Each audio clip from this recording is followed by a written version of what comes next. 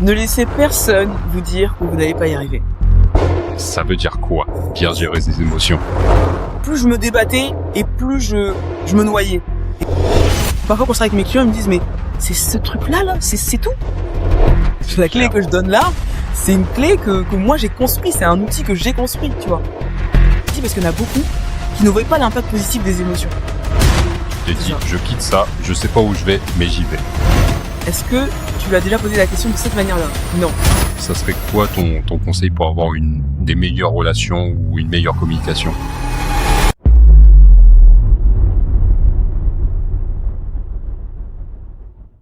Alors, du coup, déjà, histoire de poser le décor, est-ce que tu peux te présenter en 3 à 5 bullet points en précisant qui tu aides, à quoi tu les aides et comment? Ok, donc moi c'est Annie Coutement, j'accompagne les entrepreneurs et dirigeants qui souhaitent structurer leur entreprise sans s'épuiser. Parce que c'est un peu le combat, le nerf du combat. Ok. Essayer de pas s'épuiser au fur et à mesure des années. Donc voilà, les aider à structurer leur business sans s'épuiser. Et pour ça, je les accompagne avec une méthode que j'ai construite avec les entrepreneurs et pour les dirigeants. C'est la méthode EMRS qui est basée sur 4 piliers essentiels. Donc il y a le E d'émotionnel, la partie managériale où on a toute la partie structuration du business, la partie relationnelle où on va partir sur faire en sorte de bien communiquer avec ses équipes, et il y a un petit volet sur aussi la partie réseaux sociaux et la partie stratégique, donc le dernière lettre qui est le S, stratégie, où là on va travailler de la vision et l'équilibre vie pro perso. Ok, ça pose bien le décor. J'aimerais bien focus sur ton histoire parce qu'elle est assez atypique et surtout très inspirant, tout comme la méthode. Merci. Si on racontait ton parcours comme un livre avec quelques grands chapitres, ça serait quoi les 2-3 chapitres de ta vie qui t'ont le plus transformé et qui t'ont peu à peu amené à créer cette méthode EMRS? Ok. Les 3 chapitres, alors 3, je sais pas si j'ai réussi à en faire 3, mais je sais qu'il y a des gros chapitres quand même. Le premier chapitre, c'est celui dans lequel je pars souvent, c'est le départ. Le départ à mes 17 ans et demi. Départ de mon environnement familial. C'est vraiment un très gros chapitre puisque j'ai vécu dans un environnement qui était violent physiquement, mentalement. Et ce chapitre m'a permis de comprendre ce qu'étaient les émotions. Je suis partie avec plein d'émotions, je me suis dit mais c'est quoi ce bordel? C'est quoi ces émotions? Ça veut dire quoi? Comment on fait pour les ressentir? Est-ce que j'en ai? Est-ce que ça existe? Enfin, tous ces questionnements autour des émotions, parce que je voyais bien que ça avait un impact dans les choix et décisions que je prenais. Donc ça, c'est un des chapitres. Peut-être qu'on aura le temps de décortiquer après, donc je vais pas tout dépaler. Mais c'est ce premier chapitre. Un autre chapitre, ça a été aussi, allez, je dirais celui de la dyslexie, parce que je suis une élève qui a été dyslexique. Et je dis j'ai été, parce que pour moi aujourd'hui j'ai contré par des outils, par plein de méthodologies, mais j'étais dyslexique. Et quand t'es dyslexique, il y a pas beaucoup de gens qui croient en toi. Ça c'est, on pariait pas beaucoup sur mon avenir. Et à ce moment-là, bah tu dois croire en toi. Parce que si tu crois pas en toi, bah finalement qui croit en toi? Donc voilà, c'est vraiment un des éléments du chapitre où croire en soi a été un très gros volet. Et je me suis dit mais c'est quelque chose d'indispensable, croire en soi. Et puis un autre chapitre, je dirais mon passif d'athlète au niveau national, celui où j'ai fait la liaison avec les apprentissages et les erreurs que j'ai pu faire avant, les bêtises aussi que j'ai pu faire avant, faire la liaison entre ce que la liaison entre le cœur, l'esprit et le corps. Comment ça travaille ensemble et comment ces 3 éléments, j'appelle ça des éléments, sont indispensables pour avancer dans la vie et accomplir ses objectifs, tout ça. Ok. Et si on part un peu plus loin, comment cette histoire de vie t'a permis d'arriver à cette méthode qui est PMRS? vachement... Ouais, la liaison entre les deux, ouais, tout à fait. En fait, cette histoire de vie m'a permis de me dire que les émotions jouent un rôle, je cherche le bon terme, fondamental, fondamental dans tous les décisions, les choix qu'on va prendre dans notre vie. Et c'est pour ça que dans ma méthode, j'ai intégré le volet émotionnel, parce qu'il y a beaucoup les croyances limitantes, ce qu'on croit être une limite, une ligne d'arrivée, alors qu'en fait, des fois, c'est juste le départ. Donc t'as ça. Et t'as toute la partie maîtrise de ses émotions. Qu'est-ce que c'est la maîtrise? Je parle pas de contrôle, moi. Je parle vraiment de maîtrise. Parce que pour moi, la maîtrise, c'est la connaissance. La maîtrise, c'est t'apprends à connaître. Ça demande d'avoir beaucoup amour de soi aussi. C'est un apprentissage de soi. Donc pour moi, cette partie qui est l'émotionnel dans mon pilier est indispensable, parce que si je travaille pas cette partie émotionnelle, on aura beau travailler l'organisation derrière, tu vas te dire mais je sais pas ce qui est urgent, je sais pas ce qui est urgent, je vois que il y a beaucoup de oula, il y a du bruit dans le couloir. Je vois que voilà, on sait pas ce qui est urgent, tout doit être tout doit être fait en fonction des émotions, en fonction de la peur, et c'est pas forcément ça qui va driver les choix et décisions qu'on va prendre. Donc ce pilier émotionnel est vraiment indispensable, et c'est ça que je retrouvais dans mon parcours. Après, il y a la partie où je suis dyslexique. C'est là où on retrouve dans la dyslexie, où t'apprends à être structuré. Ton cerveau ne fonctionne pas comme tout le monde.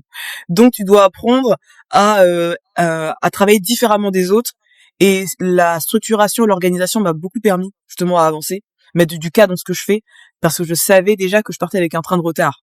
Donc vu que je pars avec un train de retard, la seule manière de pouvoir compenser ce train de retard, c'est d'aller taper sur l'efficacité de l'organisation, parce que là où les autres, ils vont peut-être faire moins attention à ce moment-là, mais ils vont être plus dans, voilà, j'ai des facilités à apprendre, des facilités à travailler, et moi je me suis dit, je vais aller travailler ce point-là pour venir récupérer du temps. Ok. Donc c'est vraiment cette partie-là qui m'a mis sur la partie organisation. Et après le relationnel, c'est aussi mes 12 ans de social, parce que j'en ai pas parlé, mais c'est aussi c'est plutôt la carrière que j'ai choisie dans le social qui m'a permis d'être dans le relationnel, d'échanger, de faire attention à chaque mot, parce que tu as des personnes qui sont vulnérables, donc tu fais attention au message que tu veux transmettre, le fond de ton message, pour ne pas impacter l'autre, pour pas le blesser, pour ne pas le freiner, pour qu'il soit dans l'avancement. Donc voilà, c'est cette partie relationnelle qu'on retrouve. Et puis après, la partie stratégique, j'ai envie de te dire, ma vie est une stratégie.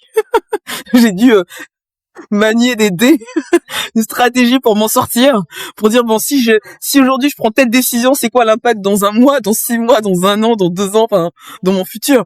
Donc au final, c'était un peu ça. C'était une stratégie qui a été beaucoup au début drivée par la survie, et à un moment donné, la tendance elle s'est renversée, parce que quand t'es dans la survie, qui passe aussi à côté de beaucoup de choses, quoi. Donc la survie, c'est aussi l'émotionnel qui est pas toujours bien maîtrisé. Tu cherches à toujours combler quelque chose, et finalement ça t'emmène pas sur le bon chemin à chaque fois.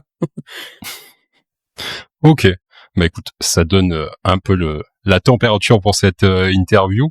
Il y a un truc sur lequel j'aimerais bien commencer. C'est un peu le début que tu disais, c'est croire en soi. Croire en soi et reprendre confiance, ou prendre confiance en soi. Pour quelqu'un qui nous écoute, qui doute beaucoup de lui-même, ou qui a pas confiance en lui, comment on fait concrètement pour commencer à croire en soi et prendre confiance en soi avant que les autres y croient? Ça a été un peu paradoxal ce que je vais dire, mais je dirais, pour commencer à croire en soi, il faut que ta croyance soit inconditionnelle.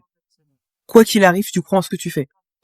C'est-à-dire que au démarrage, t'as pas vraiment de repère, tu sais pas qui dit faux, qui dit vrai, qui me guide sur le bon chemin, sur le mauvais chemin, parce que moi j'ai pas forcément eu le cadre au début pour me dire est-ce que là je fais bien d'écouter telle personne, est-ce que je fais bien d'écouter telle, parce que toutes les personnes qui étaient autour de moi me paraissaient des dangers entre guillemets. Donc je me suis dit, je vais croire en moi et en ma capacité de réussite. Je sais pas comment je vais réaliser tout ça, je sais pas quelle action je vais mettre en place, mais déjà croire en ma capacité de réussir, sans chercher à se dire ah oui mais là mais là j'ai pas réussi ça, donc là non, c'est pas possible, je vais pas réussir. Vraiment croire en soi de manière inconditionnelle. Et ensuite, au fur et à mesure que tu avances, tu vas rencontrer des personnes, tu vas commencer à voir, ok, tu vas expérimenter des choses dans la vie. Donc tu vas te rendre compte que quand tu expérimentes ça t'amène pas forcément sur la bonne direction. Et quand t'expérimentes, je sais pas, quand t'écoutes telle personne, tu te rends compte que non, je l'ai écoutée, mais elle m'a amené plus de problèmes que de solutions. Donc tu commences à faire le tri. Et au fur et à mesure, tu commences à avoir confiance en ton instinct. Parce que ça part quand même de quelque chose d'assez intuitif de base. C'est je crois en moi, je sais pas comment je vais faire pour réussir, mais je crois. Je crois qu'il y a quelque chose en moi pour le faire. Et au fur et à mesure, la vie t'aiguille. Quand tu passes, enfin t'as des expériences de vie, tu te rends vite compte ce qui fonctionne pas. Soit tu rentres dans le mur et tu restes têtu, tu te dis bon, ça a pas fonctionné, je continue 10 fois. Ou soit à un moment donné, tu te dis bon, ça a pas fonctionné, c'est qu'il y a autre chose à faire. Donc c'est un peu comme Ok. ça, moi, que j'ai commencé ma croyance en me disant, j'ai plus envie de, parce que j'ai eu beaucoup d'indicateurs autour de moi aussi qui m'ont montré que, bah, si je les écoutais, en fait, bah, j'avançais pas. Donc je me suis dit, écoute, tu sais quoi, crois en toi, crois en ta capacité d'avancer, et vas-y, fonce. Et après, c'est quelque chose d'intérieur, hein. Tu sais, quand tu quittes un environnement, qui est dangereux, et pour aller à un autre endroit, tu sais pas forcément ce qui t'attend dans l'autre endroit, mais tu sais que tu quittes quelque chose déjà qui te convient plus. Donc tu dis bon, là, à un moment donné, t'as choisi de partir. Il faut que t'avances et que tu crois en ta capacité de t'en sortir et survivre, quoi. Parce que Ok. si tu crois pas, qui va le faire à ta place? T'es face à toi-même, t'es tout seul face à toi-même. Donc je dirais dans ces moments-là, quand t'es face à toi-même, déjà crois en toi. Enfin, de manière inconditionnelle, dis-toi que tu vas réussir. Mais concrètement, justement, comment t'as réussi à passer de j'ai pas confiance en moi, je crois pas en moi, à vraiment l'intégrer dans ton inconscient que tu crois en ta capacité de réussir. Bah après, c'est les actions que je mets en place. Déjà, le fait que je sois dyslexique et que j'ai dû prouver au démarrage que je pouvais réussir. On m'a dit que j'allais pas avoir un CAP, donc il fallait que je fasse d'autres orientations. J'ai pas suivi toujours le chemin qu'on m'a donné, je l'ai fait et j'ai été à fond. Et quand j'ai vu que ça fonctionnait, bah là je me suis dit bah en fait j'ai bien fait de pas les écouter ces gens-là. Tu vois, quand tu arrives à un résultat et que t'as 30 personnes derrière qui te disent, j'exagère le nombre pour que vraiment vous voyez le contraste, mais quand ils te disent non tu peux pas aller là, c'est pas possible, tu te dis je suis toute seule et ces 30 personnes pensent qu'ils ont raison. Donc, à un moment donné, tu peux vite te retrouver dans, bah, en fait, toute seule, je vois rien. Et là, je me dis non, toute seule, je vais prouver que j'y arrive. Je sais pas comment.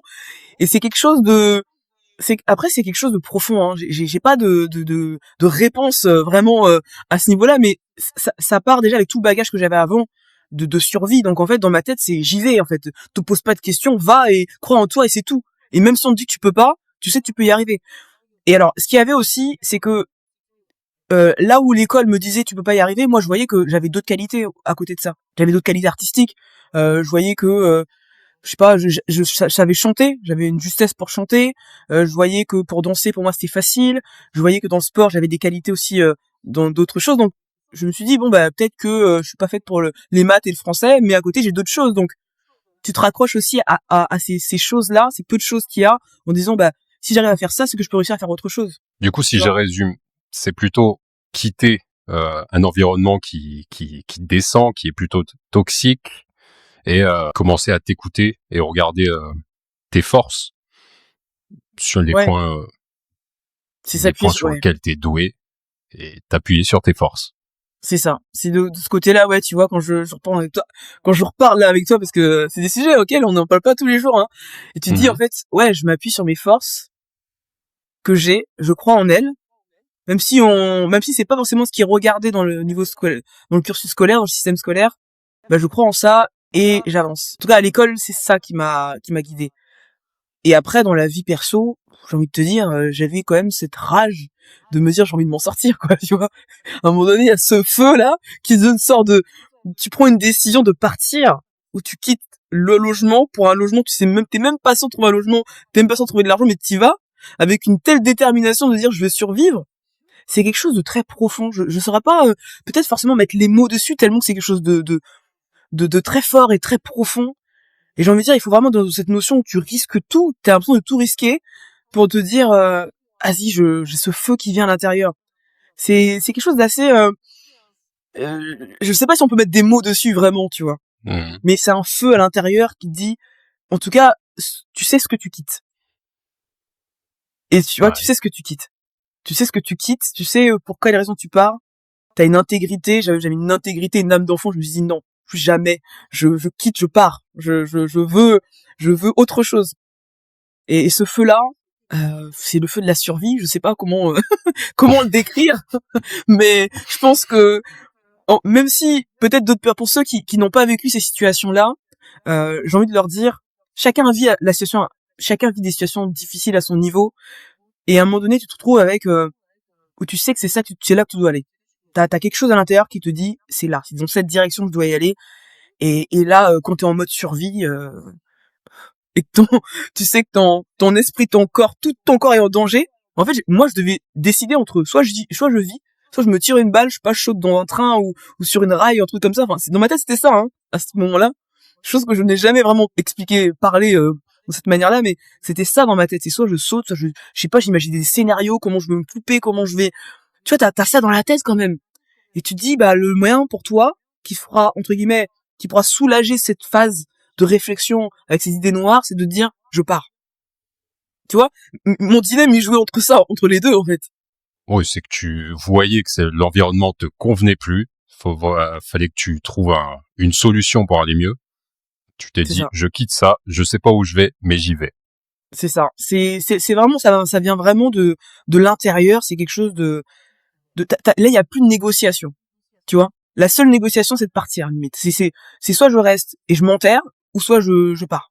Et quand tu pars avec toute une énergie, tout un feu, et ce feu te suit, et derrière tu dis, bah, en fait, il faut que je croie en moi, il faut que j'avance, il faut que, c'est là, j'ai plus le temps de me poser des questions de si je vais pas y arriver. À ce moment-là, tu dis, je vais y aller, je vais trouver une solution et j'y vais.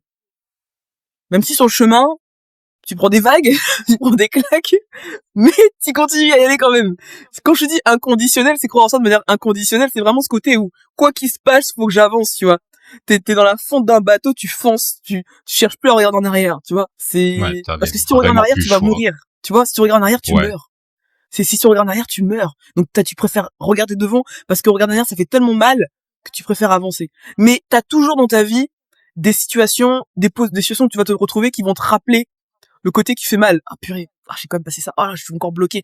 Mais vas-y, on y va. Mais je suis quand même bloqué. Tu vois, et tu restes finalement dans tes choix, dans ce côté où t'as l'impression d'avancer, mais t'as aussi l'impression d'être bloqué. Et c'est pour ça que moi j'ai été chercher la connaissance de soi, de mes émotions, parce que je sentais qu'à un moment donné, c'est comme si j'avançais en même temps que je reculais. Je sentais que j'ai l'impression que je reculais. Tu vois, j'avance, mais pas forcément comme je le souhaite. Donc en fait, j'ai l'impression de reculer.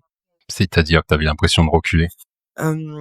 J'ai l'impression de reculer, c'est-à-dire que un peu comme quand t'as un objectif à atteindre, tu vois que t'avances, mais t'as l'impression d'avancer d'1 millimètre à chaque fois.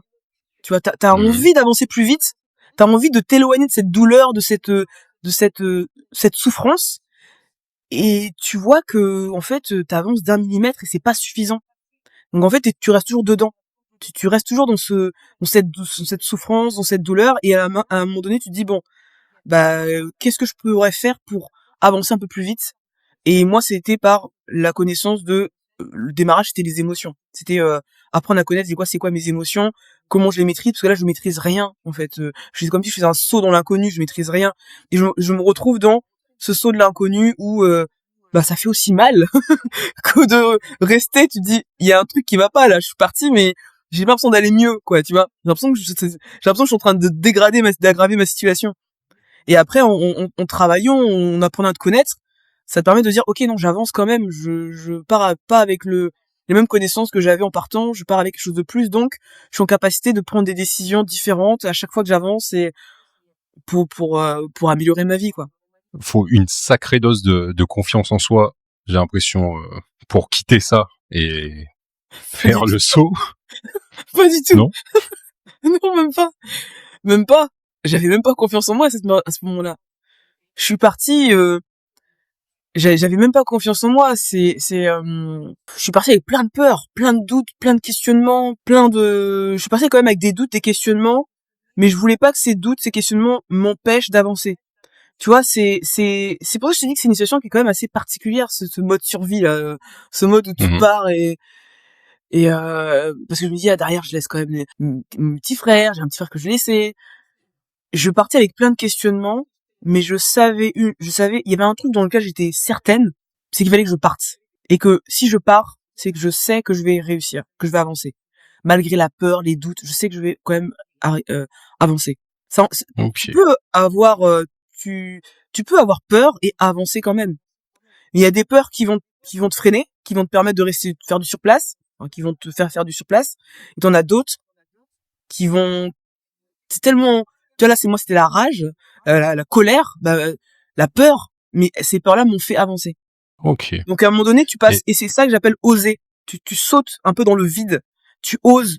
T'as un instant où tu réfléchis plus. C'est comme si ton cerveau, il se met en blocage, et tu dis, là, il faut que j'arrive là, et t'y vas, bam. et peut-être le saut entre les deux, peut-être la survie, je sais pas, mais ce côté où tu te dis, là, je ose, je saute. J'arrête de me poser 40 000 questions, et à un moment donné, ton cerveau, il se met en blocage, il bloque et il saute. Parce que s'il saute pas, bah, il se fait manger par le crocodile, tu vois. Tu vois, je sais pas, t'as le crocodile qui est là, t'as l'espace avec la rivière, t'as un espace, tu dis, bon, ben, je saute pour arriver à l'autre point, c'est réalisable, bon, c'est possible, bah, tu sautes. Ok. Tu te fais Et manger. si on devait le formuler sous forme d'un conseil pour les personnes qui sont dans un état de survie, un état de stress, qui sont dans un environnement toxique et qui ont besoin d'un truc pour vraiment prendre confiance en eux, croire en eux et quitter cet environnement, qu'est-ce que tu leur conseillerais de faire ou qu'est-ce que tu leur dirais de faire? Je leur dirais que sur le moment, t'as l'impression que c'est impossible. T'as l'impression que tu vas pas t'en sortir. Sur le moment, ta peur, elle va te tétaniser. Mais avance quand même. En fait, ne compte pas sur cette peur qui te tétanise pour être rationnel, tu vois. Avance quand même. Et même si tu sais pas où t'avances, fais un pas vers l'avant, un pas où tu penses que ça va être mieux.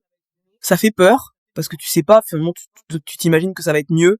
Tu y vas et bah, au moins tu sors, tu sais ce que tu quittes entre guillemets. Ok, Tu vois. super inspirant Si comme tu vois conseil. que l'environnement où tu es en fait est tellement douloureux pour toi et que ça te fait mal, dis-toi que ça pourra pas être pire en avançant en fait. Tu vois, voilà, c'est plutôt ce côté. Ça pourra pas être pire en avançant à l'avant. T'es déjà dans la souffrance, dans la douleur. Oh, et ben avance en fait, passe à l'autre étape et ne réfléchis pas. Faut pas réfléchir. Faut pas trop réfléchir. Faut juste y aller. Moi j'ai pris mes affaires, j'ai pris le truc all week-end, je suis parti. Faut pas réfléchir. C'est vraiment et en fait il y a tellement d'autres possibilités. C'est parce que tant qu'on est dedans, on se dit c'est pas possible parce qu'à 17 ans et demi t'es un enfant, hein, t'es encore un enfant. Tu te dis je vais faire comment pour manger, j'ai pas de sous, j'ai pas de compte bancaire, j'ai pas de logement, j'ai pas de et en fait tu vas taper à toutes les portes que tu peux pour t'en sortir quand vraiment tu sais que puis en enfance quoi. Faut te dire. Je veux dire, en vrai, avec le recul, quand j'y repense, on est en France, tu vois. Tu sors dans la rue, y a pas la guerre, tu vois. C'est-à-dire que c'est déjà une paix différente dans certains pays où ils mettent pied dehors, ils ont la guerre, ils sont chez eux, ils ont la guerre. Enfin, tu vois. Tu peux quand même trouver un espace de sécurité à l'extérieur. Et il y a un truc que j'aimerais te poser parce que tu pars d'assez loin. Mais tu respires la confiance en toi. J'ai l'impression que je vais travailler après. Confiance en toi. Ouais, justement, c'est un peu ça la question. C'est pour les personnes qui ont pas autant confiance en eux que toi. Ça serait quoi la micro-action que tu conseillerais aux gens pour prendre confiance en eux? La micro-action que j'en ai une en tête, mais j'en réfléchis, j'en ai pas une autre. Après, c'est ce que je fais avec mes clients, mais ils sont accompagnés, donc je suis à côté, donc c'est plus facile. Mais je les emmène toujours vers le terrain où ils ont pas envie d'aller. Ok. Parce que finalement, tu sais que t'as peur de prendre la parole en public.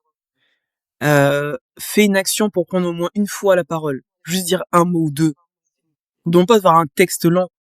Mais en tout cas, moi, c'est ce que j'ai fait pour après réellement avoir confiance en moi, tu vois. Parce que il y a oser, et quand tu oses, ça veut dire t'en ta confiance. Tu vas des fois, tu vas au culot. Moi c'est le culot qui me sauve, qui m'a sauvé. J'y vais au culot. Et ce culot pour l'extérieur, parfois ça peut être vu comme de la confiance, mais avant c'était pas de la confiance, et j'allais au culot. Je me disais bon allez, et puis on verra bien. Après je tremblais quand j'arrivais devant. Mais c'est une mini action sans forcément c'est faire un pas, juste un pas, un seul pas. T'as peur de prendre la parole en public, commence à prendre la parole, juste te présenter ou dire bonjour ou devant du monde, tu vois. Je te demande pas de faire un discours, mais juste un mot, quelque chose, un exercice comme ça, au fur et à mesure, tu vas dire une fois, deux fois, trois fois, quatre fois, et vas-y par étapes. Surtout quand t'es tout seul. Ne va pas faire un saut si tu sens que, de toute façon, si t'es bloqué, t'es bloqué. Donc fais une étape, une petite étape. T'as pas confiance en toi, regarde-toi dans le sourire et commence à te sourire. Regarde-toi dans le miroir et commence à te sourire. T'as pas confiance en toi, dis-toi un compliment par jour. Tu vois, juste une étape, quelque chose qui te demande pas un effort surhumain. Juste une étape. C'est clair. T'aimes pas ton image, commence à ou je sais pas, ou t'aimes pas ton physique, ou commence à prendre soin de toi, de tes ongles, de tes cheveux, de tes vêtements, enfin une action quoi, tu vois. Ok. Vraiment décomposer ce qui nous fait peur en une micro-action. Voilà. c'est ça. Comme tu C'est disais, décomposer, si on a... parce que si tu n'arrives pas à passer, ton cerveau, ça lui demande trop d'efforts de faire une grosse action et il sait pas par où commencer. Donc commence par une petite. Et fais-la et puis répète-la après sur plusieurs jours. Ok, nickel. Bah écoute, maintenant j'ai envie de rentrer un peu plus sur ton coaching, ta méthode EMRS.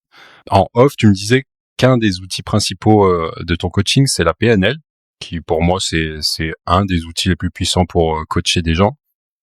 Pour quelqu'un qui connaît pas trop, comment tu expliquerais en langage simple, c'est quoi la PNL et à quoi ça peut aider?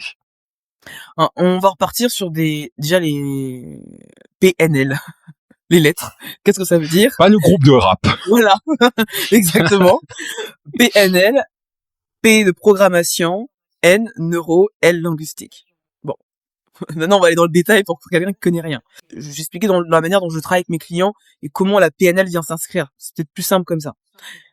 Mon client, quand il arrive, je l'amène déjà beaucoup à verbaliser, d'accord, à verbaliser consciemment ce qui se passe chez lui, dans son comportement, dans les conséquences que ça a, comment il le vit, comment il le ressent. Donc là, on est parti sur la partie linguistique. On est vraiment dans le verbal. Je vais l'aider à verbaliser, à extérioriser ce qu'il vit. Ça permet rapidement d'identifier, de mettre des mots sur des choses dans lesquelles il avait pas fait jusqu'à présent. Donc je t'ai dit donc la partie linguistique, la partie neurologique.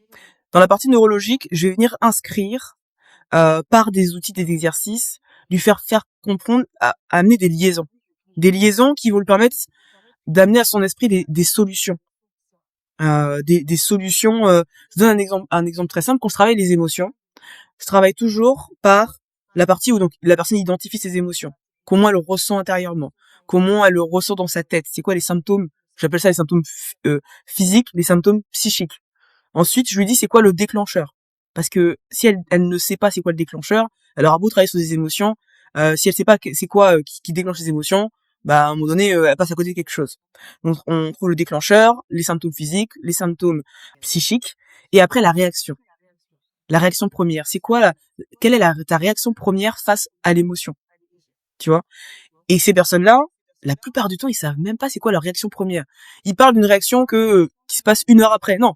Premièrement, c'est quoi? Tu fuis, t'es dans le silence, ton corps t'as besoin du mouvement. C'est quoi ta réaction? Quand l'esprit donc la partie neurologique, du coup, ça crée un schéma clair de, ok, comment mes émotions sont amenées à s'exprimer. Ensuite, on s'arrête pas forcément là. On continue avec l'impact. Et là, je vais créer déjà l'impact. Donc l'impact négatif, qu'est-ce qu'elle impacte ça sur ton entourage, toi personnellement, la manière dont tu le vis. L'impact positif, et là on est déjà dans la solution. L'impact positif, parce qu'il y en a beaucoup qui ne voient pas l'impact positif des émotions. C'est quoi l'impact positif? Ah, j'ai appris que grâce à cette émotion, je vois que ça m'a permis de prendre du recul. Je suis plus combative, je suis plus persévérant, je suis plus. Il y a toujours quelle que soit la situation que tu vis, il y a toujours un impact positif qui est là. Même dans un décès, j'ai envie de te dire. Dans un décès, tu te retrouves à gérer parfois ta famille. Je dis pas la situation, je parle de l'impact. C'est pas pareil. La situation, elle est triste. Mais l'impact, ça va être, à ce moment-là, j'ai dû rassembler ma famille. J'étais en capacité de rassembler ma famille. J'étais en capacité de gérer des démarches administratives que j'aurais jamais cru gérer. Tu vois, et ça, c'est l'impact que ça de positif, même si sur le moment, tu le fais, tu subis le truc, mais ça t'apprend des choses. T'as appris des choses de cette situation de deuil, de décès, dans ce que ça a amené à mobiliser autour de toi. Et donc ça, on est donc, quand tu travailles de ce schéma-là, tu déroules, tu commences à mettre des connexions dans ton esprit. Donc j'appelle ça le côté neurologique, où tu crées des connexions neurologiques, et ton esprit comprend exactement comment ça se passe à l'intérieur de toi à ce moment-là. Et à la fin, quand je travaille les émotions, je finis toujours par comment t'aurais pu réagir différemment.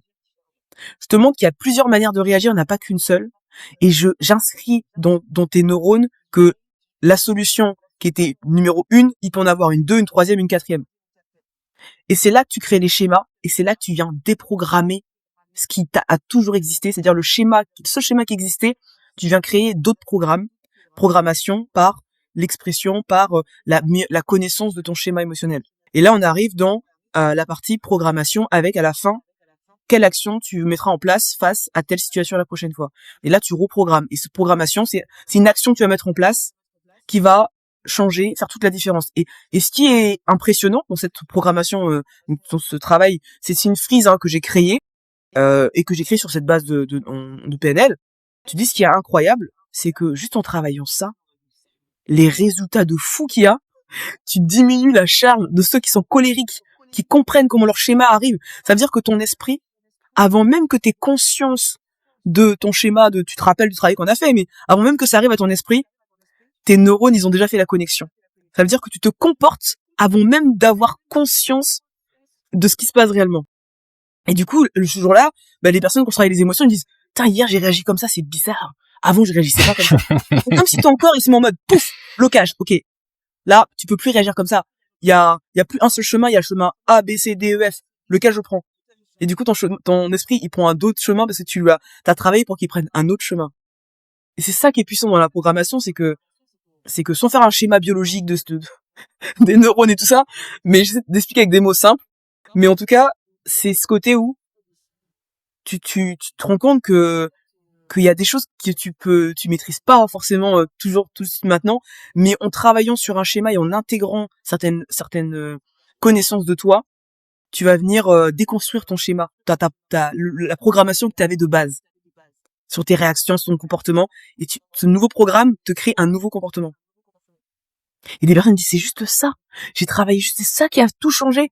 Et le pire, c'est que cette programmation de toi, cette nouvelle programmation de toi, va amener un nouvel écosystème, une nouvelle réaction. C'est-à-dire que les gens autour de toi, là où avant tu t'énervais, tu disais, je sais pas, tu disais, oh c'est bon, là ça m'énerve, laissez-moi tranquille. Là où tu vas répondre différemment et tu vas dire, pourquoi tu me dis ça? Et là la personne en face, elle va dire, attends, elle réagit plus comme avant là, elle est en train de me poser la question pourquoi? Et ça crée complètement un modèle totalement différent dans ta communication. C'est ça la programmation en fait, c'est se dérouler. Donc tu passes par la phase de linguistique, voilà, donc tu travailles, tu délies les mots, tu t'exprimes les choses, tu enlèves les nœuds, enfin les choses que tu connaissais pas ou t'avais pas forcément perçues. T'arrives sur une partie où t'es sur la neurologie, où là moi je travaille par des questionnements spécifiques, mais tu sais pas, tes neurones ils travaillent, ils sont en train de faire des connexions comme ça. Ah oui, ça remonte à ci, ah oui, quand j'étais enfant, ah c'est pour ça que ça crée des connexions de fou. Et arrivé, tu te programmes avec un nouveau plan. T'as un nouveau plan d'action à la fin, et ton esprit, une fois qu'il a tout le déroulé, il sait exactement ce qu'il doit faire. Avant même que toi, tu prennes conscience de ce que tu dois faire. C'est ça qui est incroyable. Génial. Ça montre bien la puissance de la PNL. Ce truc-là, en général, c'est avec ton aide que tes clients le font. Mais pour les gens qui nous écoutent, est-ce que tu pourrais partager un exercice simple qu'ils pourraient faire eux-mêmes chez eux pour soit changer une croyance qui bloque ou pour réagir autrement quand ils sont sous le coup des émotions? Yes. Je vais parler déjà des émotions parce que souvent c'est ce qui amène aussi les croyances. Je dirais quand une personne se sent en colère, en plus je viens de le dérouler là tout à l'heure, mais quand une personne, toi qui m'entends, si tu te sens en colère, on va parler directement comme ça, prends le temps d'identifier ce qui se passe, les pensées qui se déroulent dans ta tête. En fait, juste prendre le temps d'écouter ce qui se passe dans ta tête. T'as plein de mots qui fusent, t'as quelqu'un qui t'énerve, j'ai envie de le frapper celui-là, j'ai envie de le tuer, bon, on sait que tu vas pas le tuer, mais tous ces mots qui fusent dans la tête, et prends le temps d'identifier comment tu ressens, c'est quoi qui se passe dans ton corps. Qu'est-ce que tu sens dans ton corps? Est-ce que tu sens que c'est ton cœur qui bat? T'as les mains moites? Toutes ces réactions-là, en fait, prends le temps de ressentir ce qui se passe dans ton corps. Et ensuite, une fois que t'as identifié ça, j'ai envie de te dire, la réaction, c'est qu'est-ce que t'as envie de faire de tout ça? T'as envie de répondre? T'as envie de courir? T'as envie de fuir? Et en fait, réponds différemment de ce que t'auras fait habituellement. Réagis différemment de ce que t'auras fait habituellement. Ça apportera une autre réponse de toute manière. Et puis après, c'est prendre surtout sa respiration. Je veux te dire, ceux qui sont en colère, souvent, tu sais, je parle souvent du pic. T'as un pic d'intensité où quand quelqu'un te dit un mot, ça t'énerve, ça monte. Et pendant que le pic il est tout au-dessus là et que tu sens que t'as envie d'exploser, et surtout c'est pas à ce moment-là qu'il faut parler. C'est à ce moment-là où tu dois respirer. Laisse le pic redescendre. Et une fois qu'il aura redescendu, tu auras retrouvé un peu plus de lucidité. Et là, tu vas pouvoir répondre de manière moins sous le coup de l'émotion, enfin de l'intensité de l'émotion. Ok. Bah écoute, merci pour l'exercice. Ça te parle ou c'est clair pour toi Ça me parle clairement. Même, j'ai envie de rajouter un peu mon grain de sel. Vas-y. C'est un truc que j'ai remarqué par l'expérience. C'est la pratique de la méditation régulièrement. Ce moment où tu dis d'observer et ne pas réagir directement. La pratique régulière de méditation, ça te permet d'être en capacité de ne pas réagir directement et de pouvoir t'observer toi-même. Bon, c'est comme un muscle qu'on travaille tous les jours pour être en capacité, par exemple, de s'observer et de ne pas réagir automatiquement et choisir sa réaction. Ça, je trouve que c'est un bon complément à l'exercice que t'as donné. J'ai bien aimé ce que tu dis, c'est choisir sa réaction. Tu l'as choisi, tu la subis pas. Ouais, c'est clair. Tu vois, c'est ce côté en fait, tu choisis ta réaction. Tu choisis celle que tu veux vraiment. Parce que quand t'as les émotions, face à l'intensité de la colère ou de la peur, des fois tu réagis, tu dis ah c'est pas ce que j'ai voulu faire ou c'est pas forcément ce que j'ai voulu dire. Et donc tu subis un peu tes émotions. Alors que quand tu prends justement ce temps de t'observer, tu choisis ta réaction. Et ça vraiment ça fait toute la différence. Ouais, je trouve que c'est un bon complément à ton exercice. C'est commencer la méditation quotidiennement. Ça permettra de ne pas réagir automatiquement. Moi, j'ai remarqué chez moi, je réagis moins automatiquement sous le coup des émotions depuis que je médite régulièrement. Ouais. Ok, bah écoute, tu m'as fait un peu la transition. Là, j'aimerais bien rentrer dans la méthode EMRS et voir un peu tes conseils selon les piliers. Déjà, pour commencer, bien gérer ses émotions, ça veut dire quoi en pratique? Parce que tout le monde dit faut apprendre à gérer ses émotions, mais ça veut dire quoi, bien gérer ses émotions? Bien gérer ses émotions, bien gérer ses émotions, c'est d'abord les écouter. Souvent on dit faut pas que tu ressentes tes émotions. Pour moi, c'est le pire conseil qu'on peut donner. Tu vois, quand t'es face à quelqu'un et qu'on dit non, il faut pas qu'on voit que t'es énervé, il faut pas qu'on voit que t'es triste, faut pas qu'on voit que gérer ses émotions. On parle de gestion, on parle pas de contrôle, on parle de gestion. Donc parce que souvent t'as ces confusions. Hein. Moi, je vois sur des réseaux. Oui, non, il faut pas gérer ses émotions. Si, on peut gérer ses émotions, pas les contrôler. C'est-à-dire, les contrôler, c'est les bloquer. C'est chercher à les bloquer, à pas les remarquer. En tout cas, la plupart du temps, quand les personnes cherchent à contrôler leurs émotions, c'est ce côté où j'ai peur. Pour moi, le contrôle, c'est quand il y a la peur derrière. Tu vois, la différence de la maîtrise. La maîtrise où là, tu es sur la connaissance de toi, mais t'es pas sur quand t'es dans le contrôle d'une émotion, tu cherches à bloquer l'émotion. La maîtrise de l'émotion ne cherche pas à bloquer l'émotion, cherche à comprendre d'où est-ce qu'elle vient et pour quelle raison elle se manifeste à ce moment-là et pas un autre. Ok. Et du coup, pour une personne qui connaît rien en émotion, ça serait quoi le protocole à suivre?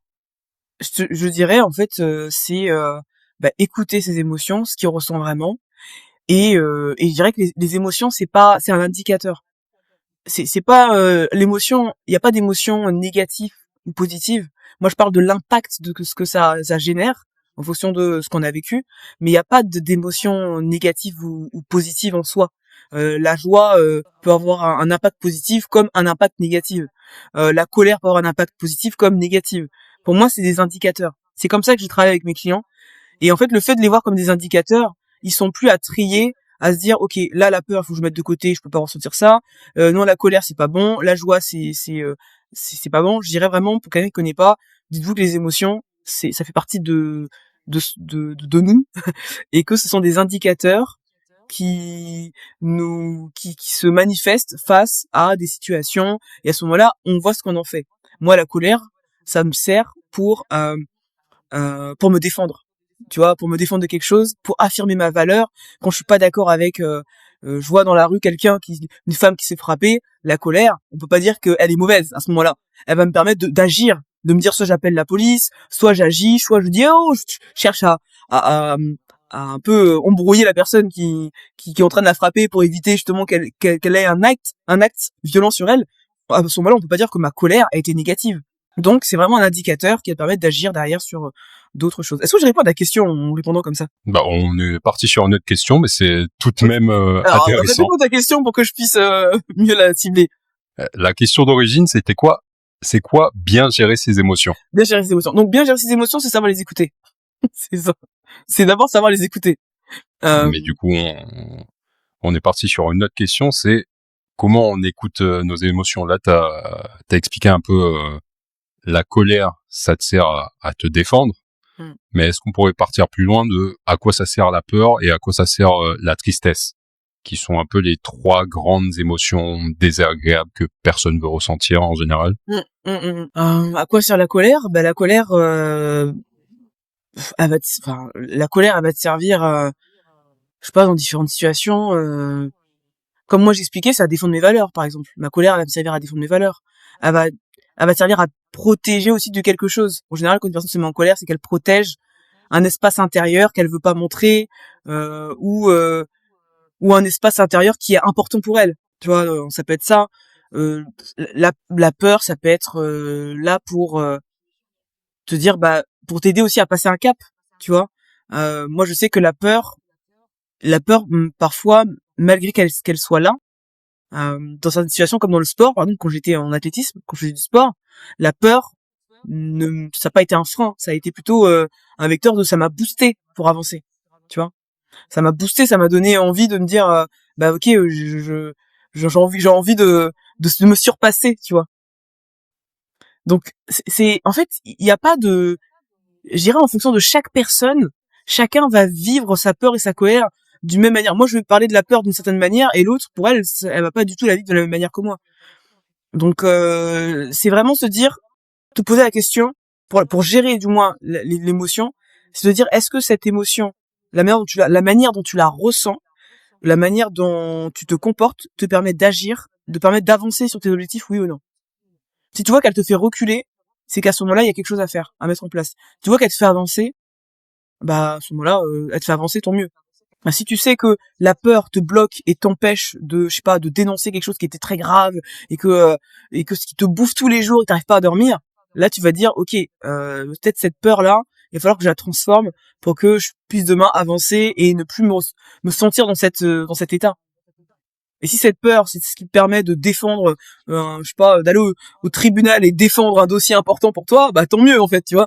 Ou la colère, peu importe l'émotion, mais je dirais, moi, pour savoir si cette émotion, elle est gérée comme je le souhaite ou pas, je vois l'impact que ça a derrière, et si l'impact, il est en faveur de mes objectifs. Justement, ça fait lien avec une question que j'avais après. Ça serait quoi la routine d'hygiène émotionnelle que tu pouvais offrir ou conseiller à quelqu'un en 1 à 3 étapes pour mieux gérer une émotion qui arrive et l'utiliser de façon utile? Alors, ça revient un peu à ce que j'expliquais un peu tout à l'heure. Les 3 premières étapes, c'est déjà, qu'est-ce qui a déclenché cette peur, cette émotion? Ressentir. En fait, le fait de ressentir, ça te permet de redescendre. Tu vois, le fait de ressentir ce qui se passe dans ton corps, comment ça se manifeste, ça permet de redescendre. Ça met un état de pause. Au lieu que l'émotion, elle monte en intensité, ça te permet, toi, de te poser, en fait. Pas que ça reste dans la tête, avec toutes tes croyances, toutes tes phrases qui arrivent négatives, ça permet de redescendre dans le corps. Donc, trouver le déclencheur, redescendre dans le corps, franchement, c'est la meilleure méthode qui fonctionne, en tout cas avec moi aujourd'hui, avec tous mes clients. Donc, c'est vraiment celle que je recommande. C'est pas la plus simple, mais c'est celle qui fonctionne très très bien. Donc, c'est le déclencheur, faire redescendre l'émotion dans ton corps, respirer, prendre une grande inspiration, respirer, et ensuite agir. Et faire redescendre l'émotion. Pour toi, Faire ça passe redescendre par la l'émotion, respiration, ça passe par une autre chose. ça passe par la respiration, ça passe ou compter. Je sais que le fait de compter dans sa tête aussi, ça peut aussi beaucoup aider. Tu veux dire que tu ne mets plus le focus sur ta pensée, mais tu mets sur le chiffre. Du coup, ton esprit, il se défocalise des pensées négatives et il arrive sur des chiffres. Donc 1, 2, 3, 4, 5, tu comptes dans ta tête. Et tu respires en même temps. Ok. Franchement, en fait, sur la gestion des émotions, parfois on cherche des choses très complexes, alors qu'il y a des choses qui en paraissent tellement simples, mais qui ont un impact vraiment incroyable. Donc, et c'est ça que Parfois, quand je travaille avec mes clients, ils me disent, mais c'est ce truc-là, c'est tout. Ils disent, c'est ça? Oui, c'est ça. Alors oui, on a travaillé sur la verbalisation, ça aide beaucoup, bon, quand t'as quelqu'un en face de toi, parce que tout seul, c'est difficile, hein, parfois, hein. Les émotions, franchement, quand t'as essayé tout seul et que t'y arrives pas, va voir quelqu'un, hein. Moi, j'ai envie de te dire, parce que tout seul, c'est difficile. Non, mais en vrai, on est en train il y en a qui, tout seul, ils arrivent pas. Parce que tout seul, ça nécessite à prendre assez de recul. Et quand t'es submergé par plein de choses, tout seul, c'est très difficile. Donc c'est aussi parfois se dire, écoute, tout seul, j'y arrive pas, et j'ai besoin de l'aide de quelqu'un d'autre. Tu vois, la réalité, c'est ça aussi. C'est, moi, je suis là pour donner je vais donner des astuces, mais en réalité, si la personne tout seule, elle voit qu'elle y arrive pas, c'est pas que l'astuce, elle fonctionne pas ou quoi, c'est que elle a besoin d'autre chose, elle a besoin de quelqu'un qui l'aide à se regarder de l'intérieur.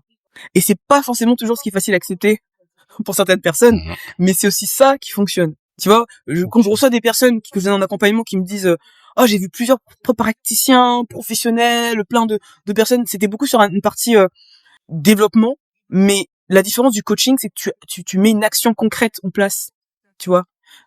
Tu mets une action concrète en place, tu fais pas juste échanger et parler, tu ressors avec une action, comme la respiration, le fait de compter. Et après, t'as plein d'actions au quotidien qui favorisent aussi les émotions, hein. T'as le sport, on n'en parle pas, mais t'as le sport, t'as plein d'autres actions qui permettent aussi de mieux canaliser tes émotions. Tu fais un stage de kung-fu, t'inquiète pas, ta gestion des émotions, ça va vite se régler. Tu vas en sortir totalement différemment. T'as aussi des actions qui sont très dans le mouvement, qui te permet aussi de gérer les émotions, d'évacuer aussi les émotions. Tu vois. Donc là, moi, je te parle d'une méthode qui va être très intériorisée, très profonde, un travail très profond. Mais t'as d'autres choses autour de soi, comme le sport, la méditation, t'en as parlé.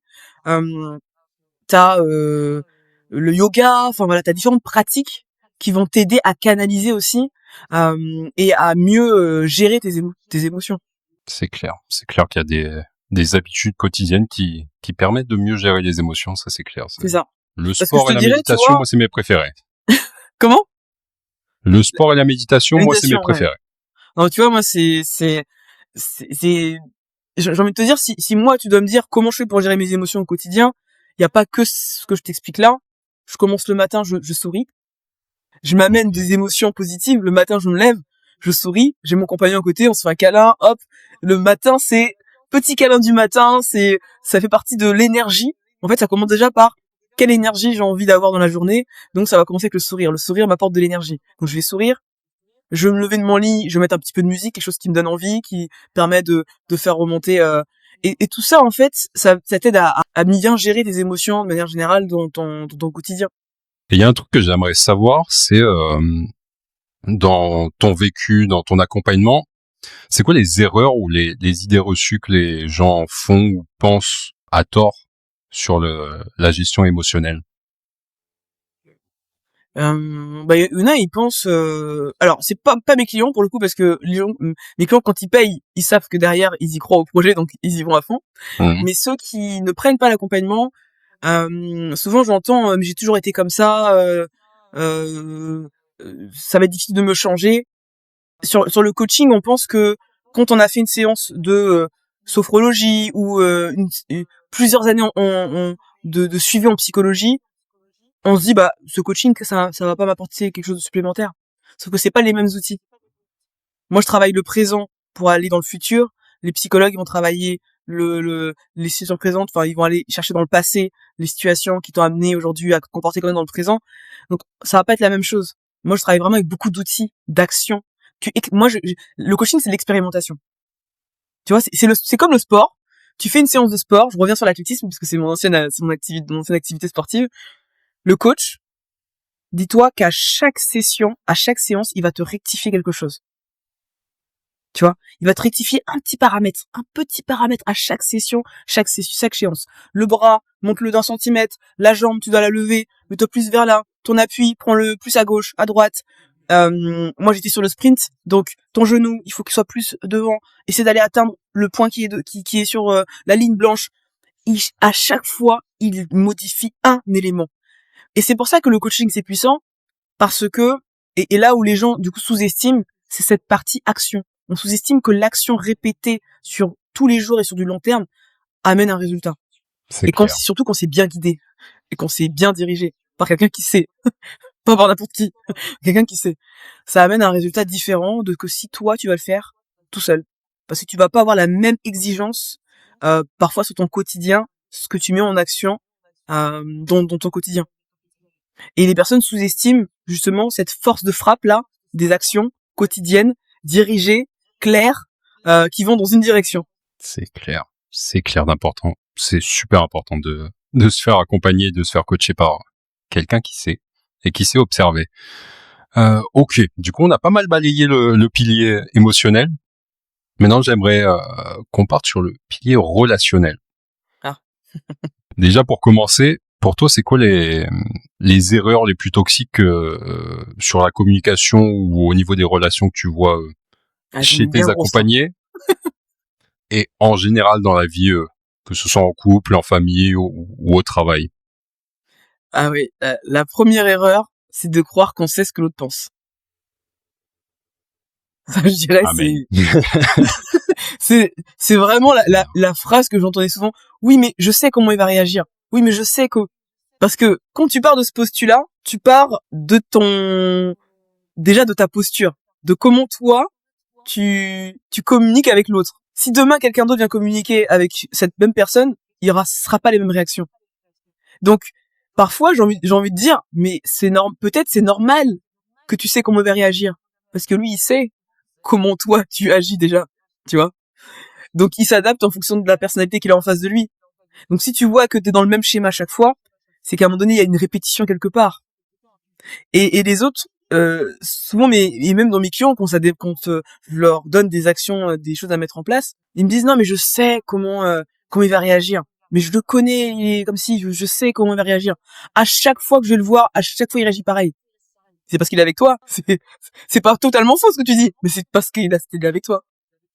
Et parce qu'il sait ce que tu vas dire, comment tu vas réagir, quel mot tu vas sortir, il connaît ta posture. Donc la pire chose, c'est de penser connaître ce qui se passe dans la tête de l'autre. Tu vois? Parce que ça t'enferme. Tu cherches plus du coup autre manière de faire quand c'est comme ça. C'est clair. Tu vois, C'est je la clair. connais. Ah mais je la connais, je le connais celui-là, je sais comment. Tu vois cette phrase là que Ok. Ouais, c'est clair que on se base sur des suppositions que en général ces suppositions sont pas avérées ou avérées à 100%. hmm. Ok. Peut-être d'autres erreurs que tu vois au niveau relationnel ou Et puis pour revenir sur le avéré à 100%, j'ai envie de te dire tant que t'as pas posé la question, c'est que c'est pas sûr. C'est de poser la question en fait parfois les personnes sont sûres de ce que l'autre va dire et j'ai envie de leur dire mais tant que t'as posé la question. Parce que quand on leur pose une alternative, ouais mais non, est-ce que tu lui as déjà posé la question de cette manière-là? Non. Donc tant que tu lui as pas posé la question, tu sais pas comment il va réagir. Tu vois?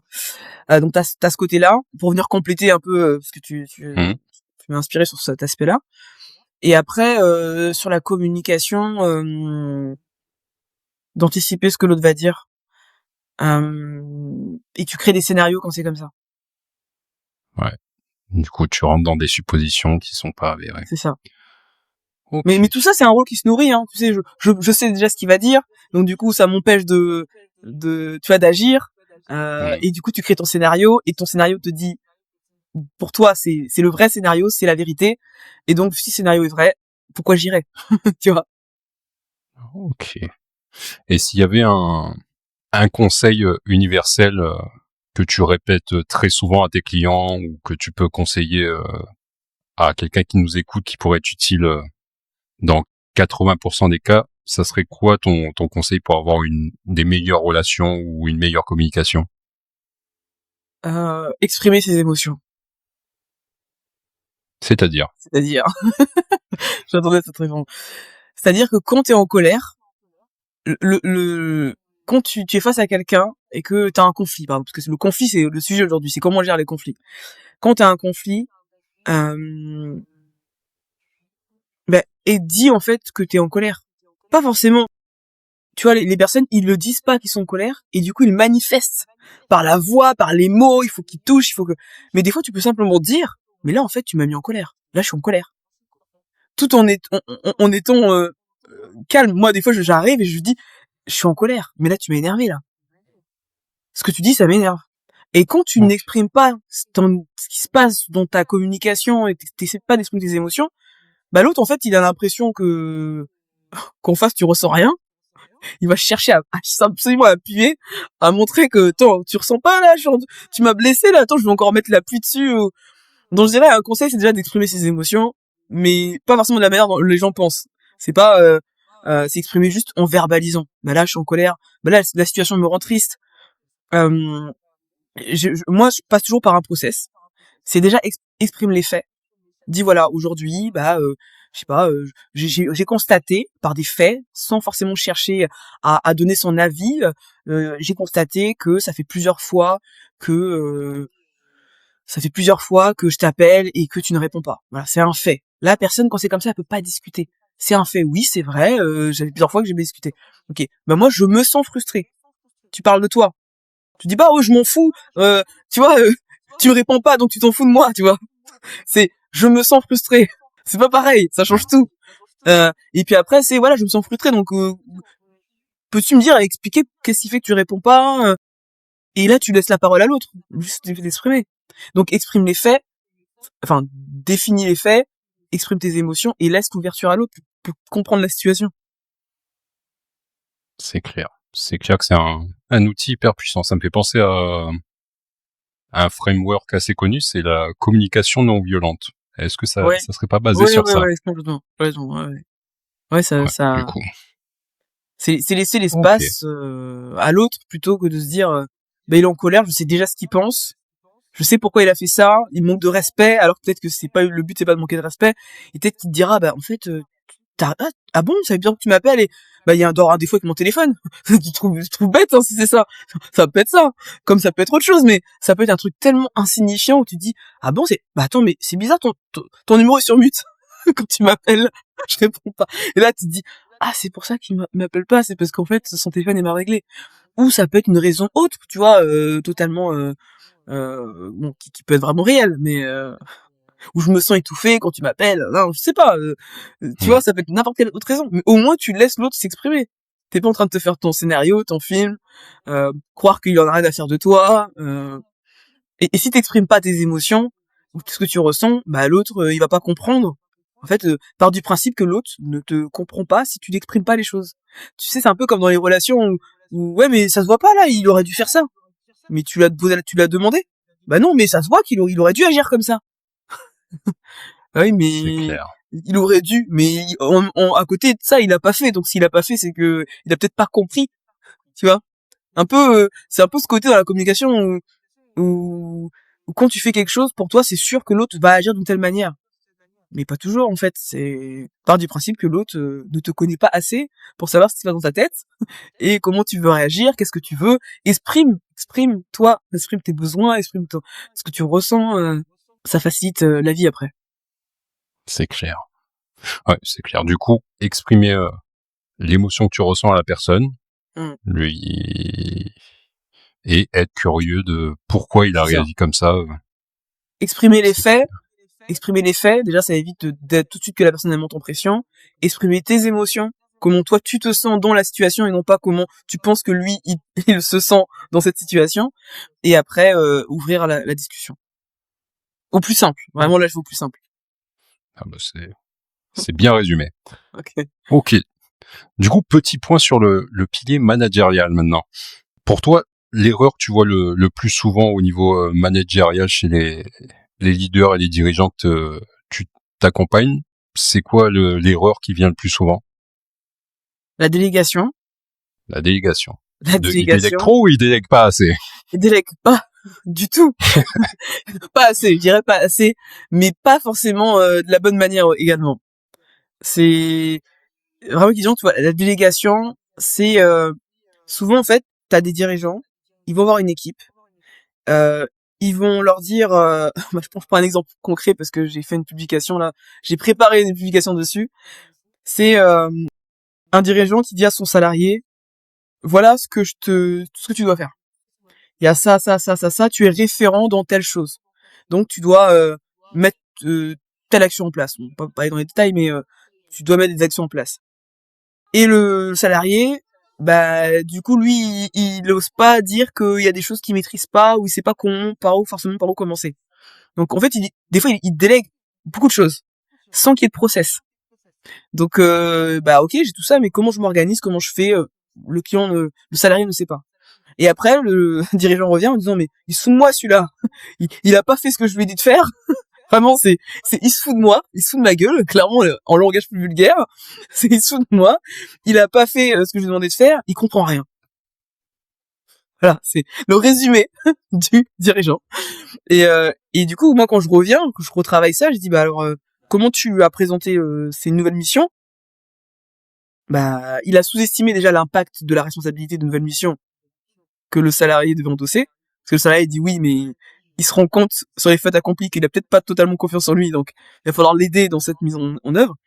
Et après, il n'y a pas d'étape, il n'y a pas d'organisation, il n'y a pas de process non plus mis en place. Et donc quand je revois avec le dirigeant, ok, bah va lui déjà commencer peut-être par lui donner une tâche, une ou deux tâches, et puis valider, et puis donner les deux autres, valider, avancer au fur et à mesure, pour être sûr que les tâches soient bien réalisées, et qu'ils soient pas éparpillés par je commence par où et je fais quoi. Et quand on passe par des étapes, les étapes sont vraiment importantes. Ben on se rend compte que ok, il a validé deux trucs, il sait qu'il a un objectif, il doit valider ces deux étapes, et puis au fur et à mesure tu lui rajoutes des choses et dans sa nouvelle prise de poste, et du coup ils se sont plus à l'aise. Tu vois, il y a pas de transition parfois, ça se fait brutalement comme ça, et vu que le dirigeant lui-même n'est pas organisé et n'est pas structuré, bah il balance les choses et puis à la fin bah il se rend compte que ça fonctionne pas forcément comme il veut. Mais vraiment cette problématique que je vois souvent. Et donc moi j'arrive, je mets de la structure, donc en créant des process, une meilleure organisation, parce que les plannings aussi, bah, il faut que ce soit bien réalisé, et du coup ça permet aux salariés de mieux s'intégrer dans l'entreprise et de voir exactement ce qu'il doit mettre en place, et c'est valorisant pour lui parce que quand il voit qu'il arrive à faire 3 étapes et que c'est validé, ça le gratifie, il dit ok c'est bon, il se gagne en confiance, et au fur et à mesure on ajoute les tâches, bah du coup il les intègre plus rapidement que si tu lui balances tout. 6 mois après, tu y es toujours, hein, il y a des tâches qui sont pas faites, il y a des choses qui sont mal faites, il y a des choses qui sont pas faites comme le dirigeant le voulait. Donc t'as cette première chose, c'est la délégation. Et dans cette délégation, il y a le problématique de la déprocess, c'est que le dirigeant, c'est lui-même le process. Ça veut dire que toutes les étapes qui sont cachées, le salarié ne voit pas, et il a pas transmis non plus au dirigeant. Je donne un exemple. J'ai une cliente, elle avait une blanchisserie, et dans sa blanchisserie, bah, il y a des étapes, hein, donc du dépôt du linge jusqu'au lavage, jusqu'au à la livraison. Et en fait, il y avait pas de marquage clair sur le linge avec le nom des clients. Elle savait c'était quoi, mais ses salariés n'avaient pas connaissance. Donc à chaque fois, ses salariés venaient vers elle en disant c'est où déjà le linge du tel client. Elle venait, elle disait bah c'est là, c'est les 3 linges qui sont là. Et puis après, on leur rappelait et le linge de Michel c'est où? Eh ben c'est ici. Et en fait, enfin, quand je regardais, je dis mais pourquoi c'est toi je te rappelle, ils arrivent pas à identifier eux-mêmes où sont les. Et en fait, c'est là que tu te dis il manque une étape dans le process en fait. Ça a l'air simple vu de l'extérieur, mais de l'intérieur, quand t'es pris par ton activité et que t'es pris dans ton organisation, dans ton circuit, bah, tu vois pas ces choses-là. Et quand on a identifié ça, elle me dit ah ben voilà, comme ça au moins on m'appellera pas tout le temps. Ah c'est pour ça que bah oui, en fait, tu portes quelque chose, et c'est pour ça que tu dis t'as pas le temps. Parce qu'on t'appelle tout le temps pour te couper pour des petites choses qui peuvent être processisées, entre guillemets, mises sous cadre, et du coup, auxquelles les salariés peuvent être autonomes dessus. Et du coup, le fait que les process restent dans la tête du dirigeant, bah, le salarié, il perd son autonomie, il a plus d'autonomie.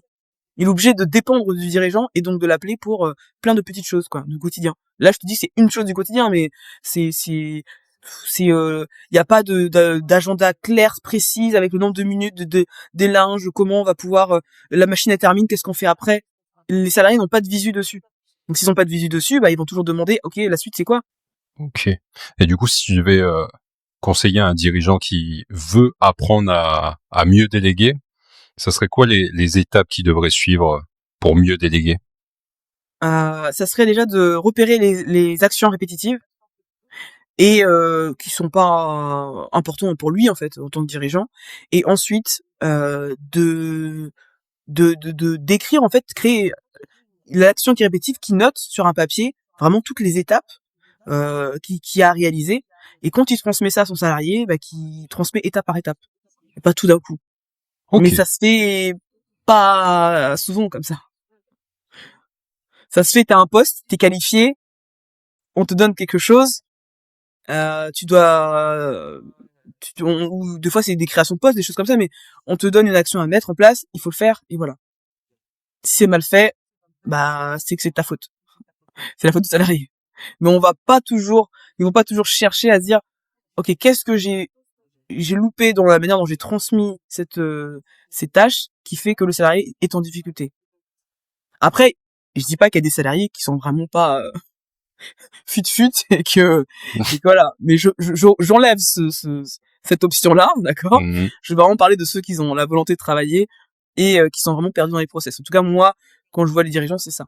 C'est se dire, bah, il a trop tout donné d'un coup et le salarié se trouve submergé des fois et il sait pas par où commencer. Rien n'est clair en fait. Rien n'est clair. Donc lui, c'est clair dans sa tête, mais ce qu'il y a dans sa tête, le salarié Ouais. il a pas dans sa tête, donc il sait pas. Ok. Du coup, vraiment identifier Les tâches répétitives. les tâches répétitives, Ouais, puis rédiger tout le process pour faire ces tâches-là, et exact.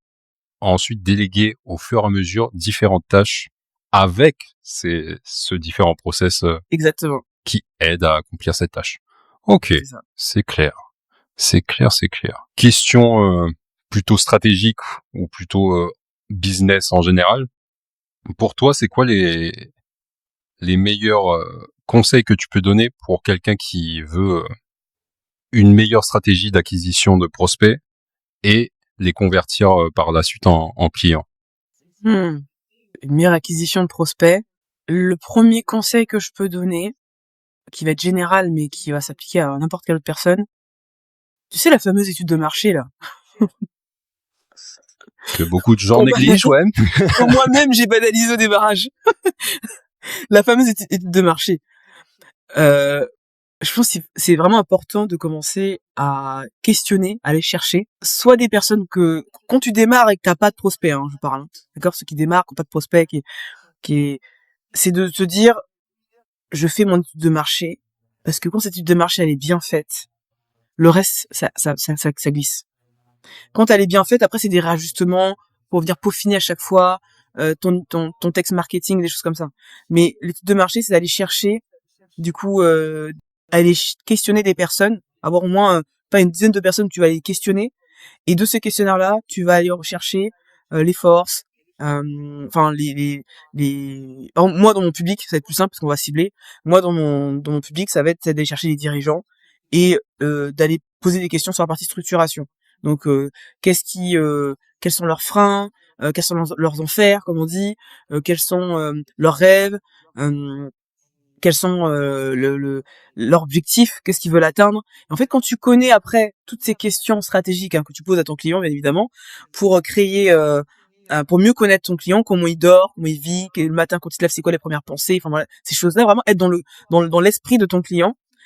Ensuite, tu construis ton texte marketing en fonction de ça, et du coup, ça permet déjà d'avoir des prospects ciblés, plus ciblés que si tu vas comme ça à l'arrache sans rien. Donc je dirais l'étude de marché est importante.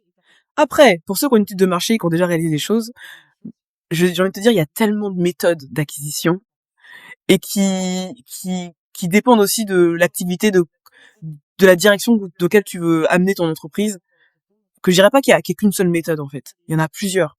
Il y en a qui font des challenges de 3 jours. Moi, personnellement, je choisis des challenges de 3 jours parce que moi, ça va avec ma personnalité. 3 jours, c'est là où je transmets mon énergie, c'est là où je transmets mon expertise.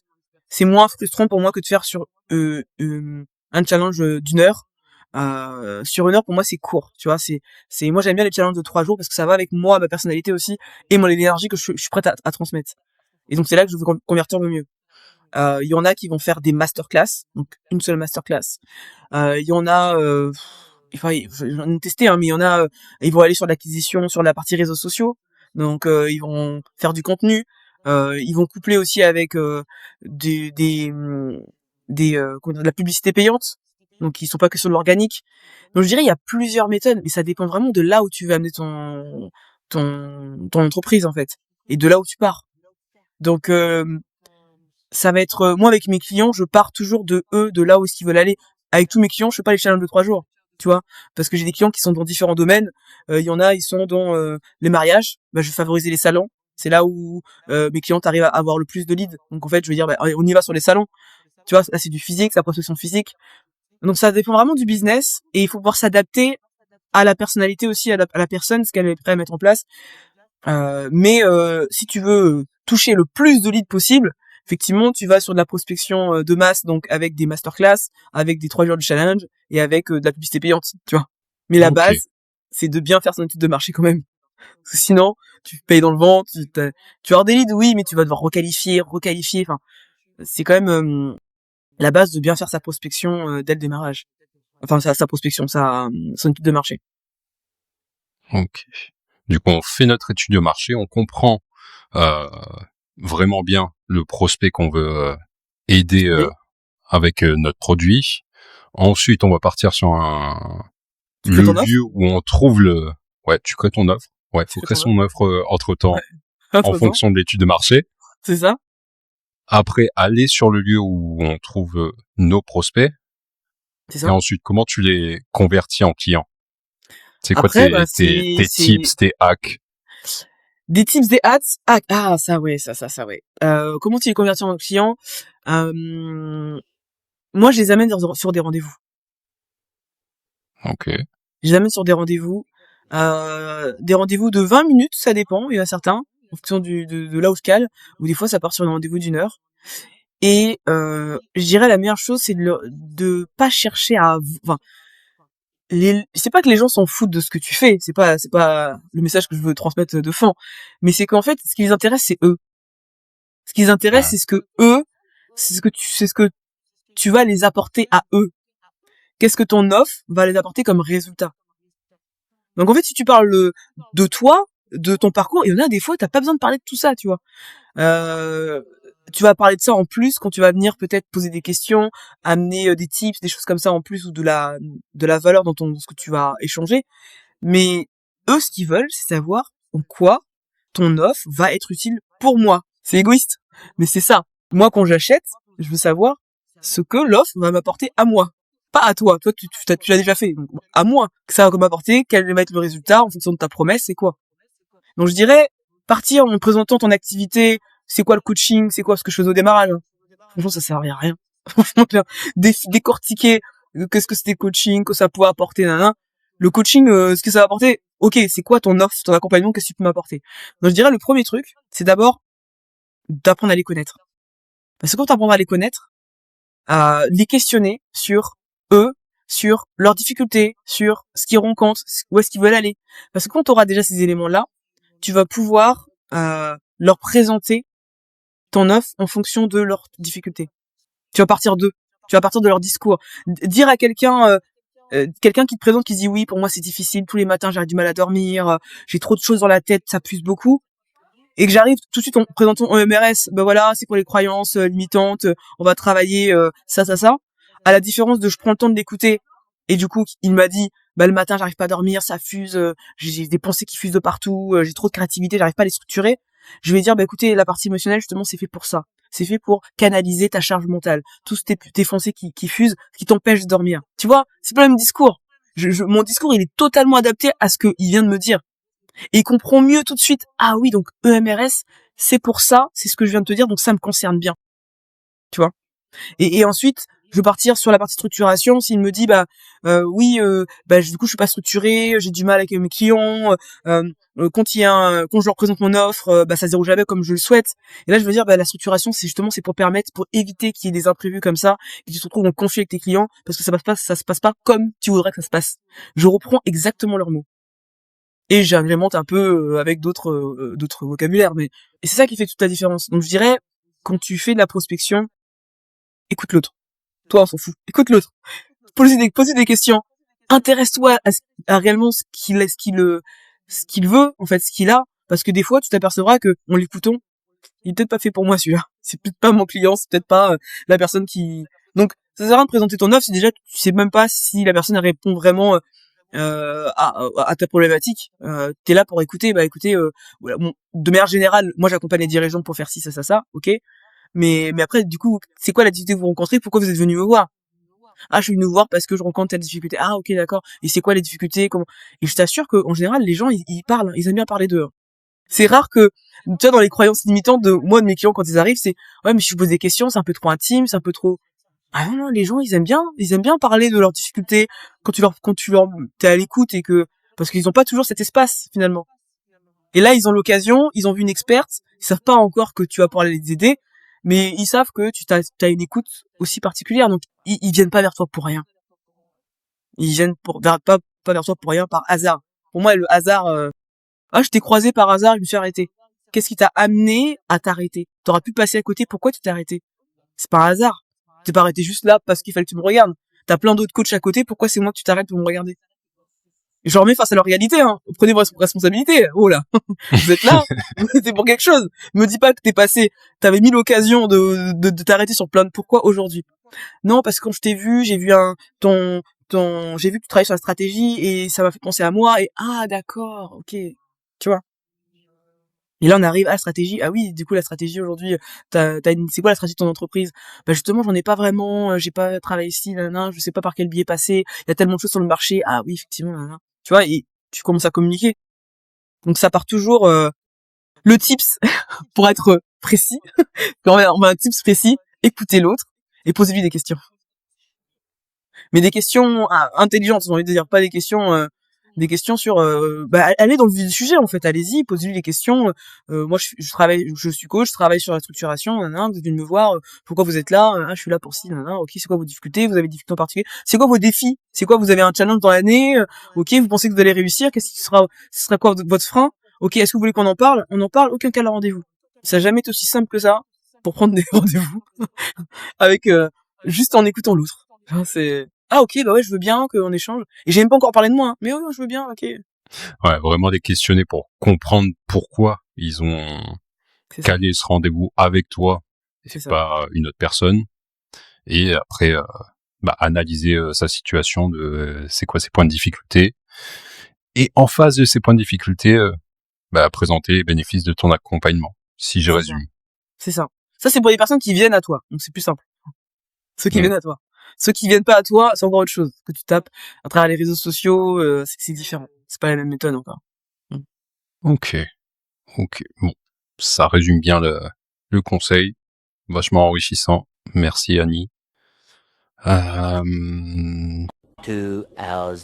Déjà aujourd'hui, comment tu gères ton énergie parce que tu t'es pleine d'énergie. Si tu devais résumer 3 à 5 habitudes clés qui te permettent d'avoir autant d'énergie aujourd'hui, c'est quoi? Je dirais mon état d'esprit. Je me focalise sur des choses qui sont positives déjà. Je Ok. te donne un exemple. Je vais faire quelque chose, je vais pas y arriver. Je vais me dire, ok, qu'est-ce qui a pas fonctionné? Je recommencerai la prochaine fois. C'est tout. C'est tout. Parce que alors aujourd'hui, j'ai gagné en confiance en moi, mais c'est comme ça qu'aujourd'hui que mon esprit fonctionne. Je vais pas me dire, oh, mais non, si j'arrive pas, je suis nul. Ah, mais c'est parce que aujourd'hui, je suis même plus dans cet état d'esprit, tu vois. J'arrive pas à quelque chose. Je me dis, ok, j'ai pas encore craqué le code, là. Je vais retravailler dessus. Je reviens dessus plus tard. Ou je mets une autre action pour améliorer les choses. Donc, je me focalise sur la solution. L'échec en lui-même, c'est un indicateur pour moi, ça me dit quelque chose, je me focalise sur la solution. Donc déjà, ça m'évite d'avoir toutes ces pensées négatives de oh je suis nul, je vais pas y arriver, nanana, nanana.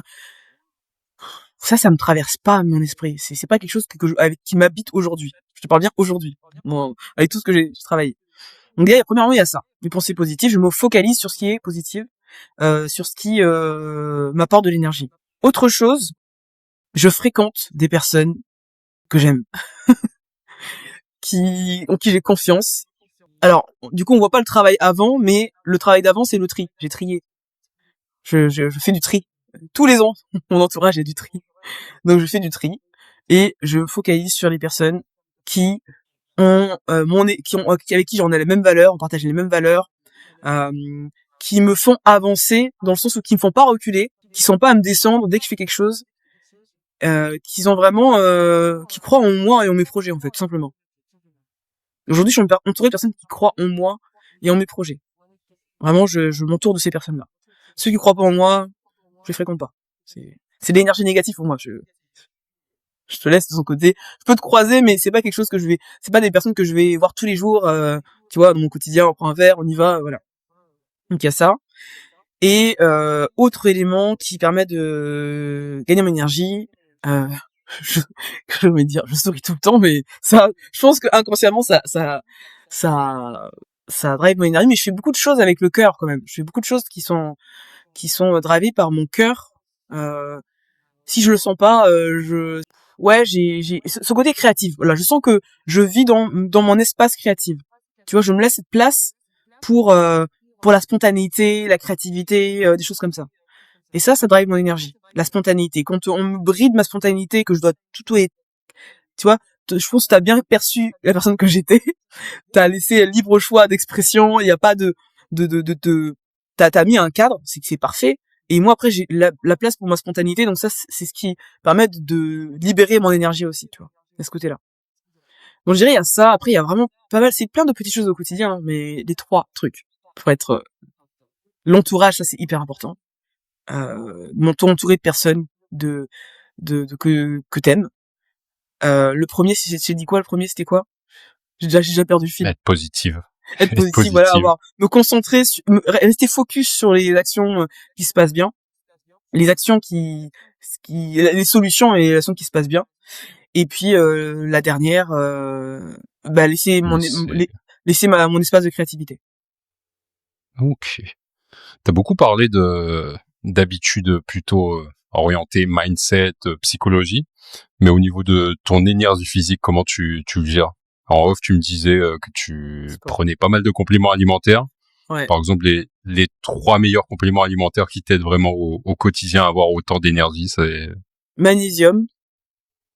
Ok, ouais. Magnésium, vitamine B6, vitamine B6. Après t'as plein d'autres petites vitamines à côté, mais vitamine B6 et la guarana. La guarana, C'est caféiné, quoi. Voilà. Non, justement c'est pas de la café. La guarana c'est une plante qu'on peut apparenter au café, mais c'est une plante. Alors là j'ai des cures. Hein. Là il y a des cures d'un mois, 2 fois dans l'année. Après j'en prends plus. Mais la guarana c'est un peu dans des phases où j'étais très intensive. Moi je vais prendre ça. Et la différence avec le café, c'est que le café, t'as l'impression que quand tu prends du café, pour avoir bu du café il y a longtemps, ça tire dans tes nerfs. T'as l'impression que le pic, il monte vite, mais il redescend vite. La guarana, ça va venir chercher dans ton métabolisme tes propres ressources pour t'énergiser. Donc tu vas pas sentir de la nervosité, tu vas sentir de l'énergie. Tu vas sentir comme quelque chose, comme si t'avais une montée de dynamisme dans ton corps, parce qu'il utilise ton propre métabolisme pour créer justement ce réveil interne, quoi. Contrairement à la caféine, tu vas aller taper dans ce qui reste dans tes nerfs pour venir t'exciter, puis après pouf ça redescend, et puis du coup tu deviens dépendant parce que t'as l'impression il faut toujours que tu reprennes pour à chaque fois venir recréer garder cette sensation d'excitation. C'est pas pareil. C'est le café pour moi il excite et il excite les nerfs, et la guarana c'est doux, ça réveille ton métabolisme, ça réveille ton corps, mais tout en douceur. Ok. Ouais, du coup, c'est plutôt une énergie qui monte doucement. C'est ça. Bah, elle monte, non, la guarana, ça monte, tu sens quand même, hein. Moi, je sais que je prends mon petit verre, 10 minutes après, je sens que je suis pleine d'énergie, je suis pas nerveuse. Je suis pas comme ça, là, en train de dire, ouf, j'ai envie de sauter partout. Je suis dynamique, quoi. Mais ça monte quand même, oui, ça monte quand même, pas non plus lentement comme le thé ou le thé. C'est vraiment plus rapide que le thé, mais pour le coup, ça met un boost quand même. Faut vraiment tester, hein. Ça met un boost d'énergie. Ça met un boost, tu le sens dans ton corps. En tout cas, moi, je suis sensible à cette plante. Tout le monde n'est pas sensible. Moi, en tout cas, mon corps est sensible à ça. Ok. Bon, faudra que je fasse mes petites recherches et mes petits tests dessus. Moi, après, t'as plein d'autres compléments alimentaires, hein. Mais je dirais, il faut prendre les compléments alimentaires par rapport à toi, ce que ton corps a besoin, ce que tu penses avoir besoin à un moment donné. Il y a des compléments que tu vas prendre à une période et puis tu vas t'arrêter. Et puis, tu vois, attends, moi j'ai des compléments alimentaires, mais j'ai le sport aussi. Je fais du sport régulièrement. Renforcement musculaire. Je fais faire des footings. Je varie les sports aussi, ça dépend. Quand je pars en montagne ou quand je pars, je fais des randonnées. Enfin, tu vois, le sport, ça aide aussi à l'équilibre physique et le sommeil. Le sommeil. Ça, c'est un sujet qui m'intéresse. Comment tu gères ton sommeil? Le sommeil, bien manger avant d'aller dormir. Si t'es ballonné, ça va être compliqué de bien dormir, donc bien manger avant de dormir. Le sommeil, ça se gère, je dirais, en amont avec l'alimentation déjà. Ne pas te dormir. Si tu manges un kebab avant d'être couché, c'est sûr que tu vas pas avoir ta digestion va être travaillée dur pendant la nuit, donc ça va pas être évident. Donc je dirais bien manger avec des légumes et puis je sais pas de la viande, du poisson, peu importe, mais un plat équilibré. Et puis moi je me lance toujours ce défi parce que c'est un défi de me coucher avant 23 heures. Parce que moi je suis pas j'ai pas besoin forcément de 10 heures de sommeil. Il y en a qui ont besoin de 10 heures de sommeil. Moi je dors 7 heures et je suis en forme et je tiens toute la semaine, tout le mois avec 7 heures. Quand je descends en dessous, là je trouve que ça commence à piquer quand même. Donc 7 heures, c'est la moyenne qui m'équilibre sur du long terme et que je dors 7 heures bien, en mangeant bien avant, en me réveillant le matin. Je me couche à 23 heures, je me réveille à, je sais pas, 6h30, un truc comme ça, ou 6 heures. Je fais mon sport, parce qu'avant je faisais mon sport le matin, très tôt, à la salle. Et du coup, je tiens comme ça. Moi, j'ai remarqué, mon corps, si je me couche à minuit, le matin pour me réveiller à 6 heures, c'est dur. Hein. Si je me couche à 23 heures, ça change tout. Le matin pour réveiller, c'est plus simple, tu vois. Donc je connais aussi mon corps et je varie en fonction de ça. Donc je dirais je dors, et le week-end je dors un peu plus. Hein. Le week-end je dors à 8h, 8h30, 9h de sommeil. Je profite, je blande dans mon lit, voilà. Mais dans la semaine, c'est mes 7 heures de sommeil pour être en forme et tenir sur le long terme. Donc voilà, donc je me couche avant minuit, c'est un peu le truc. Et puis après, c'est essayer de pas avoir les écrans. Bon, ça, c'est encore plus, c'est encore un truc à travailler. Mais c'est de pas avoir essayer de pas finir avec les écrans. Donc moi, ce que je fais souvent, je regarde. Moi, je suis pas forcément sur le téléphone, c'est sur mon ordinateur. Je termine, j'ouvre mon ordinateur, hop, je le referme, et après, je vais m'allonger, je ferme les yeux, et le temps que la déconnexion se fasse, j'écoute de la musique aussi. La musique avec les ondes, j'écoute des ondes pour me reposer. Et puis, ce qui facilite mon sommeil, c'est aussi les pauses dans la journée. Je fais 15 minutes de sommeil. Ça, c'est mon compagnon qui m'a converti à ça. Parce qu'au début, une pause, hein. La journée, c'était pas trop mon truc. Et finalement, j'ai pris goût à ça. Et j'ai vu que j'étais beaucoup plus concentré l'après-midi quand je faisais des pauses. En l'après-midi, 15 minutes je ferme les yeux, hein. Vraiment, je ferme les yeux. Je mets une petite musique, mes ondes. Là, j'ai ma playlist à chaque fois qu'elle est là, d'ondes de sommeil profond, de relaxation. Du coup, je ferme les yeux. Je tombe vraiment on va dire, pas dans un sommeil profond, mais dans un sommeil qui est très reposant. Et au bout de 15 minutes, j'ouvre les yeux. C'est ce qui fait que ça facilite aussi la nuit, ça évite d'être trop excité, trop fatigué. Et moi, quand je suis trop fatigué, c'est m'est déjà arrivé dans certaines périodes qui pouvaient être difficiles, quand je suis trop fatigué, j'ai du mal à dormir. Et donc là, c'est plus difficile à dormir. Donc je décompresse dans la journée, je ferme les yeux, je fais une temps de pause. Et la nuit, en fait, c'est plus facile de dormir après 23 heures que quand je fais pas de pause du tout. Mais comment tu organises ces pauses? C'est une seule pause de 15 minutes dans l'après-midi ou tu fais des blocs de travail, genre 3 heures de travail, 15 minutes de repos? Non. Enfin oui, quand je travaille, oui, quand je travaille, je fais des blocs de travail. Je dois travailler sur mes réseaux sociaux. Je dois faire tous les montages, rédiger tous les textes. Je rédige les textes. Je fais une pause. Je tourne les vidéos. Je fais une pause. Voilà, c'est des blocs. Une pause, c'est boire mon thé, c'est marcher, c'est me déconnecter, faire autre chose. Des fois, je prends même mon téléphone, j'appelle de 15 minutes, je prends une nouvelle de la mer, hop, je raccroche et je reviens. Donc ça va être ça. Et là, les pauses que je te dis de 15 minutes, je les fais l'après-midi. Après, je mange, je prends mon thé, mon truc, et après je m'allonge. Juste, je m'allonge soit sur le dos, enfin je m'allonge et je mets ma petite musique et je me relâche. Donc ça permet de digérer en même temps, hein, mais je me relâche et je ferme les yeux et je fais ma petite pause de l'après-midi. C'est une pause digestion, on peut dire ça comme ça. Oui, une sorte de sieste, quoi. Ouais, une sieste. Voilà, c'est une sieste, c'est ça, c'est une sieste. Ouais, c'est ça, c'est une sieste. Ok. Il y a plein de questions qui me viennent, mais on n'a pas le temps pour cet épisode-là. Pendant tes phases de down, parce que tout le monde a des phases de down, où t'as de la fatigue, de la perte de motivation, du stress, comment tu fais c'est quoi ton protocole pour revenir dans un état pour performer au lieu de te laisser bouffer par le stress, la fatigue, etc. Les phases de down, moi je me rappelle alors par moi-même, dans mon champ à moi, des phases de down, ça va être plutôt des facteurs extérieurs. C'est pas c'est pas se dire que moi pour que je sois fatigué, épuisé, il faut qu'il y ait un événement extérieur. Par exemple, un événement qui s'est passé, il y a eu il y avait un gros problème dans ma famille. Là, j'ai eu une phase de down. Émotionnellement, il fallait gérer l'émotionnel et en même temps avancer dans le business. Clairement, qu'est-ce que je fais? Je fais des choix, c'est-à-dire que j'ai ralenti mon business. Ok. Je ralentis. Et là, c'est mon expérience sportive qui parle.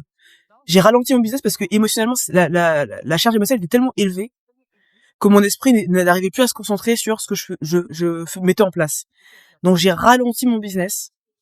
Je l'ai ralenti de moitié parce que la situation familiale était difficile, donc j'ai ralenti de moitié pendant plus d'un mois quand même. Donc j'ai perdu du chiffre. Faut savoir que j'ai perdu du chiffre. Et derrière, je me suis dit, heureusement que je me fais confiance aujourd'hui. Et je me suis dit, Annie, t'as besoin d'énergie émotionnelle. Si tu fais ton activité à temps plein, tu vas exploser. C'est pas, tu vas pas pouvoir suivre de toute manière, donc c'est pas possible. Enfin, stop. Donc en fait, je préférais le peu d'énergie qui restait, j'ai préféré le mettre au service de moi en fait, de juste me concentrer sur moi, récupérer laisser le temps à mes émotions de se traverser, de passer. Et à un moment donné, je me suis dit bah quand tu sentiras que émotionnellement c'est bon, ça remonte, ça va mieux et tout ça, à ce moment-là, tu pourras reprendre tout doucement ton activité. Et en faisant comme ça, en fait, quand après je suis reparti, bah l'énergie que j'avais pas usée là en essayant absolument de pouvoir la maintenir en activité, et ben je l'ai remis x2 par la suite. Et d'ailleurs, c'est l'année où le dernier mois, c'est le mois de décembre, j'ai explosé tous mes chiffres. J'ai fait le meilleur parce que je me suis dit c'est juste une question de temps. Canalise ton énergie déjà sur toi, travaille ta partie émotionnelle. Il faut que tu prennes le temps de vivre. Tu vois, quand je dis vivre, ressentir les émotions, c'est ça. J'ai pris le temps de vivre, ressentir les émotions. J'étais pas à couper à 100%, j'étais à moitié, d'ailleurs que je faisais plus de prospection, je servais juste mes clients, c'est tout. Mais je faisais plus de prospection, je calais plus de nouveaux rendez-vous, j'ai laissé cet espace-là.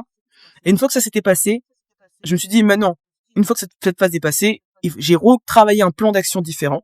Je me suis canalisé sur, ok, je vais faire une action qui frappe, je vais faire un séminaire de 3 jours, je vais ramener les gens sur ces séminaires de 3 jours, et il faut que je close.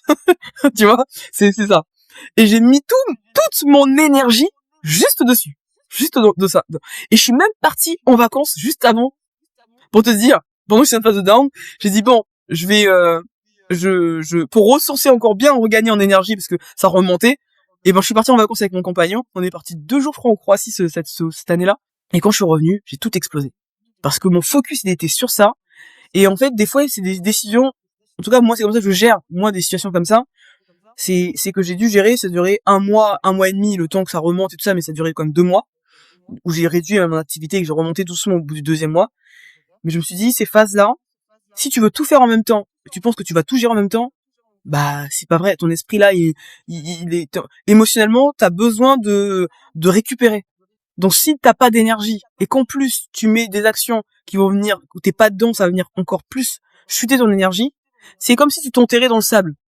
Quand tu t'enterres dans le sable et que tu descends dans le sable, pour remonter, la couche, elle est encore plus importante. Donc j'ai préféré stopper et maintenir l'énergie que j'avais, qui, je sais pas, qui était, schématise. J'étais, t'as le haut du sable qui est là, moi je suis là. Si je continue sur mon activité, j'allais être là pour remonter, mais t'imagines le temps que tu mets pour remonter. Donc je me suis dit, c'est quoi, bloc, te préoccupe pas du reste. Moi, mon chiffre a chuté, hein, mais te préoccupe pas du reste. T'inquiète pas, tu vas pouvoir rattraper plus tard. J'ai focalisé mon énergie sur ce qu'il y avait. J'ai maintenu pour éviter de descendre trop bas. Et une fois que je suis remonté, bah c'était plus facile à remonter et pouf, et à repartir. Parce que quand tu descends, tu t'épuises à essayer de ramer, d'essayer de tout faire en même temps. Bah imagine l'écart là pour remonter. Mais là, il faut pas un mois là, il faut 3, 4 mois, 6 mois, je sais pas combien de temps il faut. Donc moi je fonctionne comme ça dans ma tête. C'est mon énergie est là. Si je l'épuise encore plus, où est-ce que je vais être? Combien de temps je vais mettre pour remonter?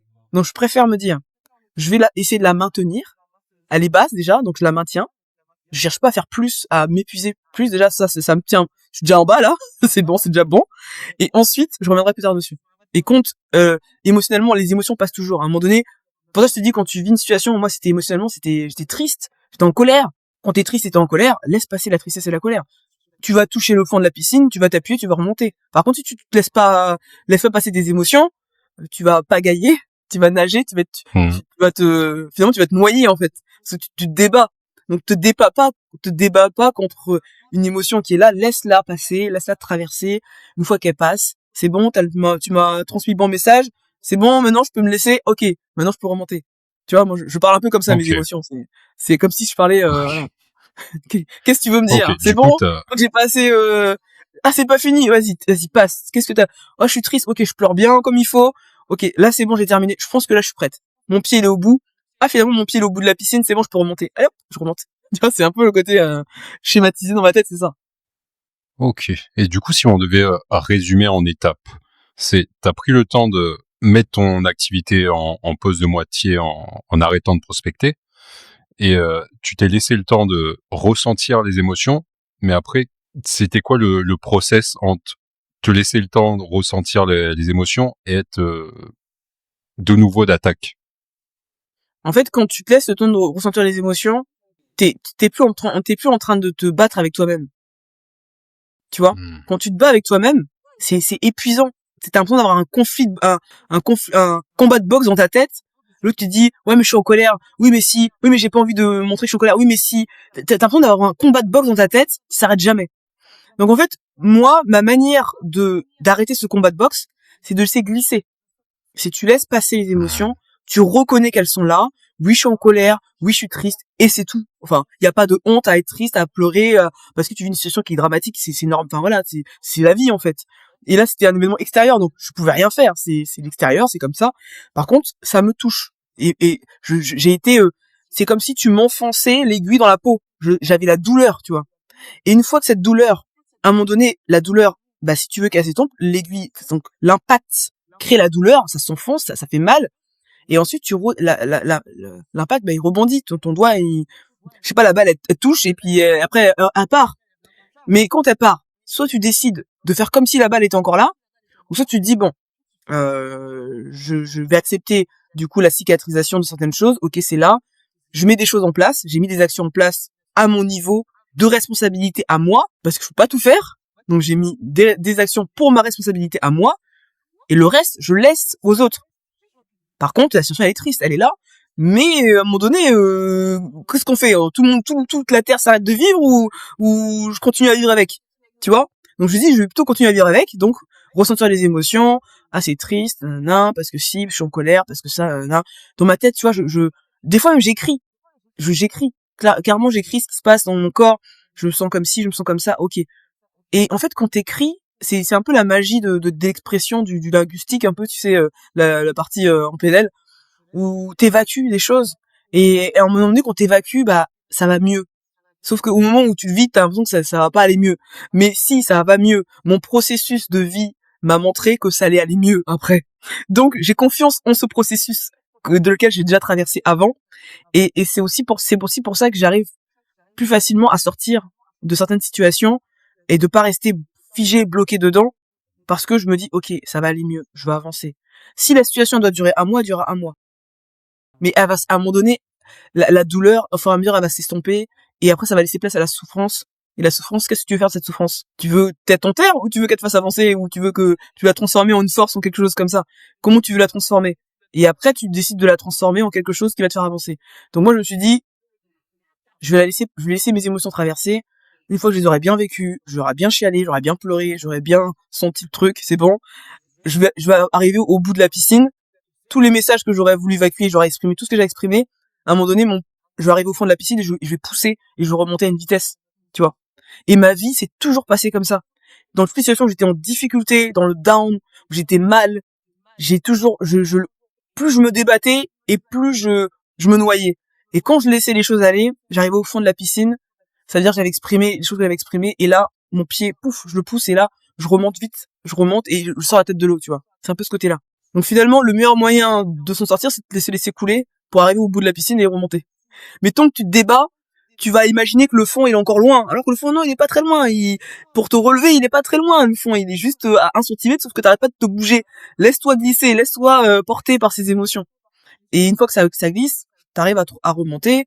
Et quand tu remontes, bah t'as exprimé, t'as écrit.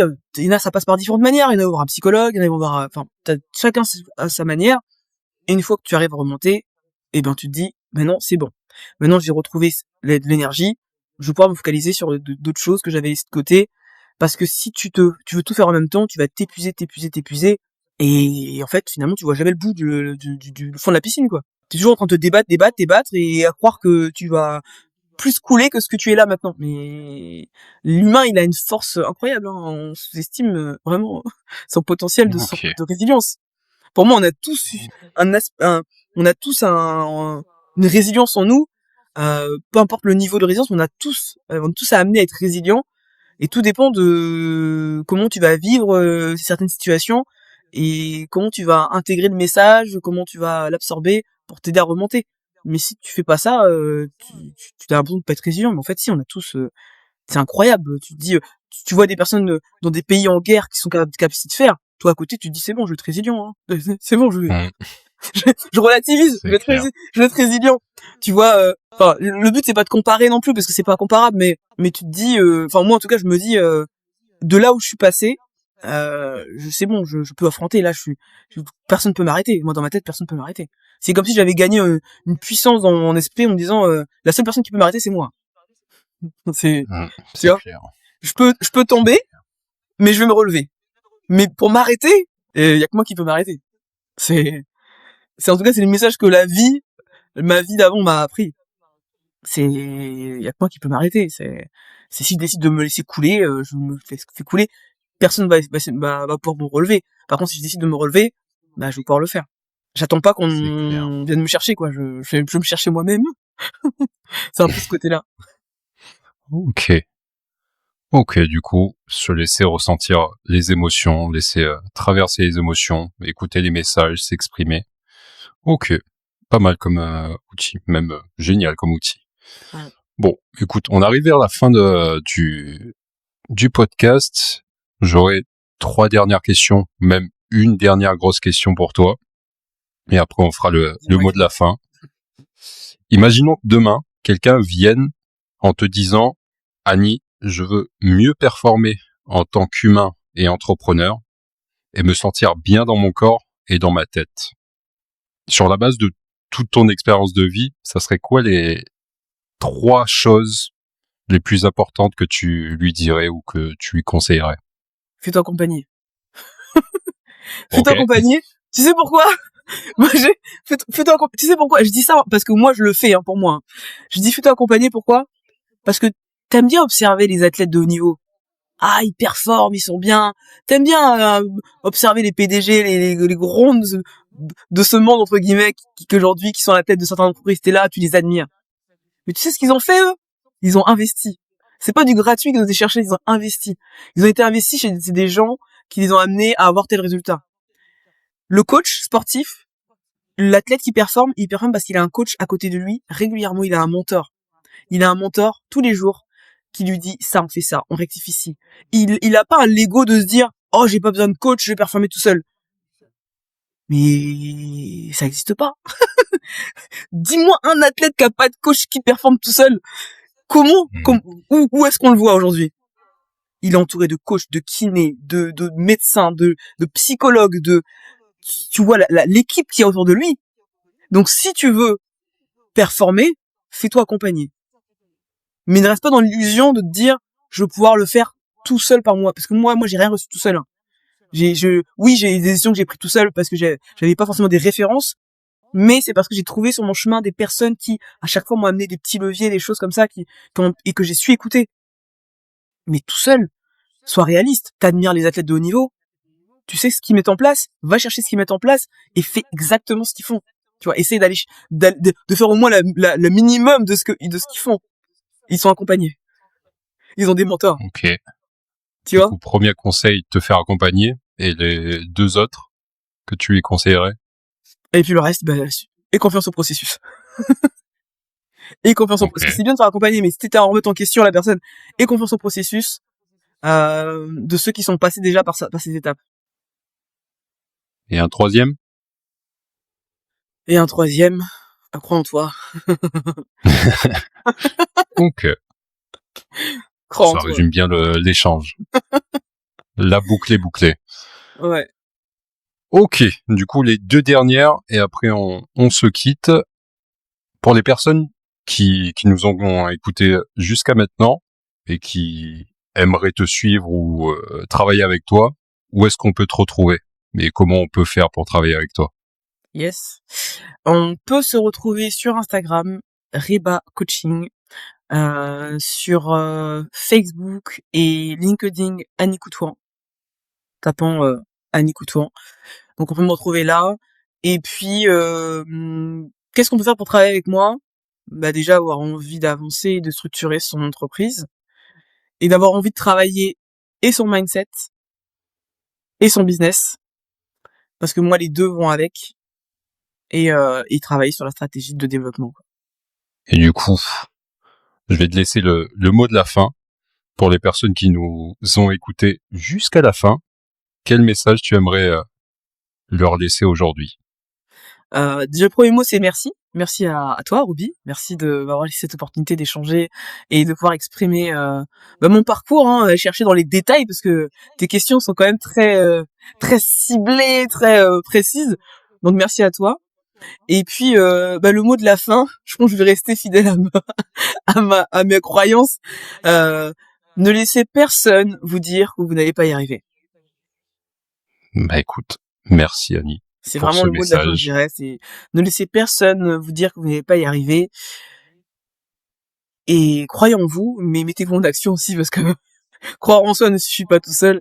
Il faut agir et se mettre en action. Donc merci à toi Roby de pouvoir mettre en avant des professionnels comme moi et pouvoir exprimer toutes ces petites astuces qui parfois sont pas toujours peut-être du commun, mais en tout cas qui existent et qui sont bien, qui apportent du résultat aux dirigeants et aux entrepreneurs. Bah écoute, merci à toi Annie d'être venue et d'avoir partagé autant de valeurs. On se tient au courant pour la suite Oui, et, et prends soin de toi. merci beaucoup.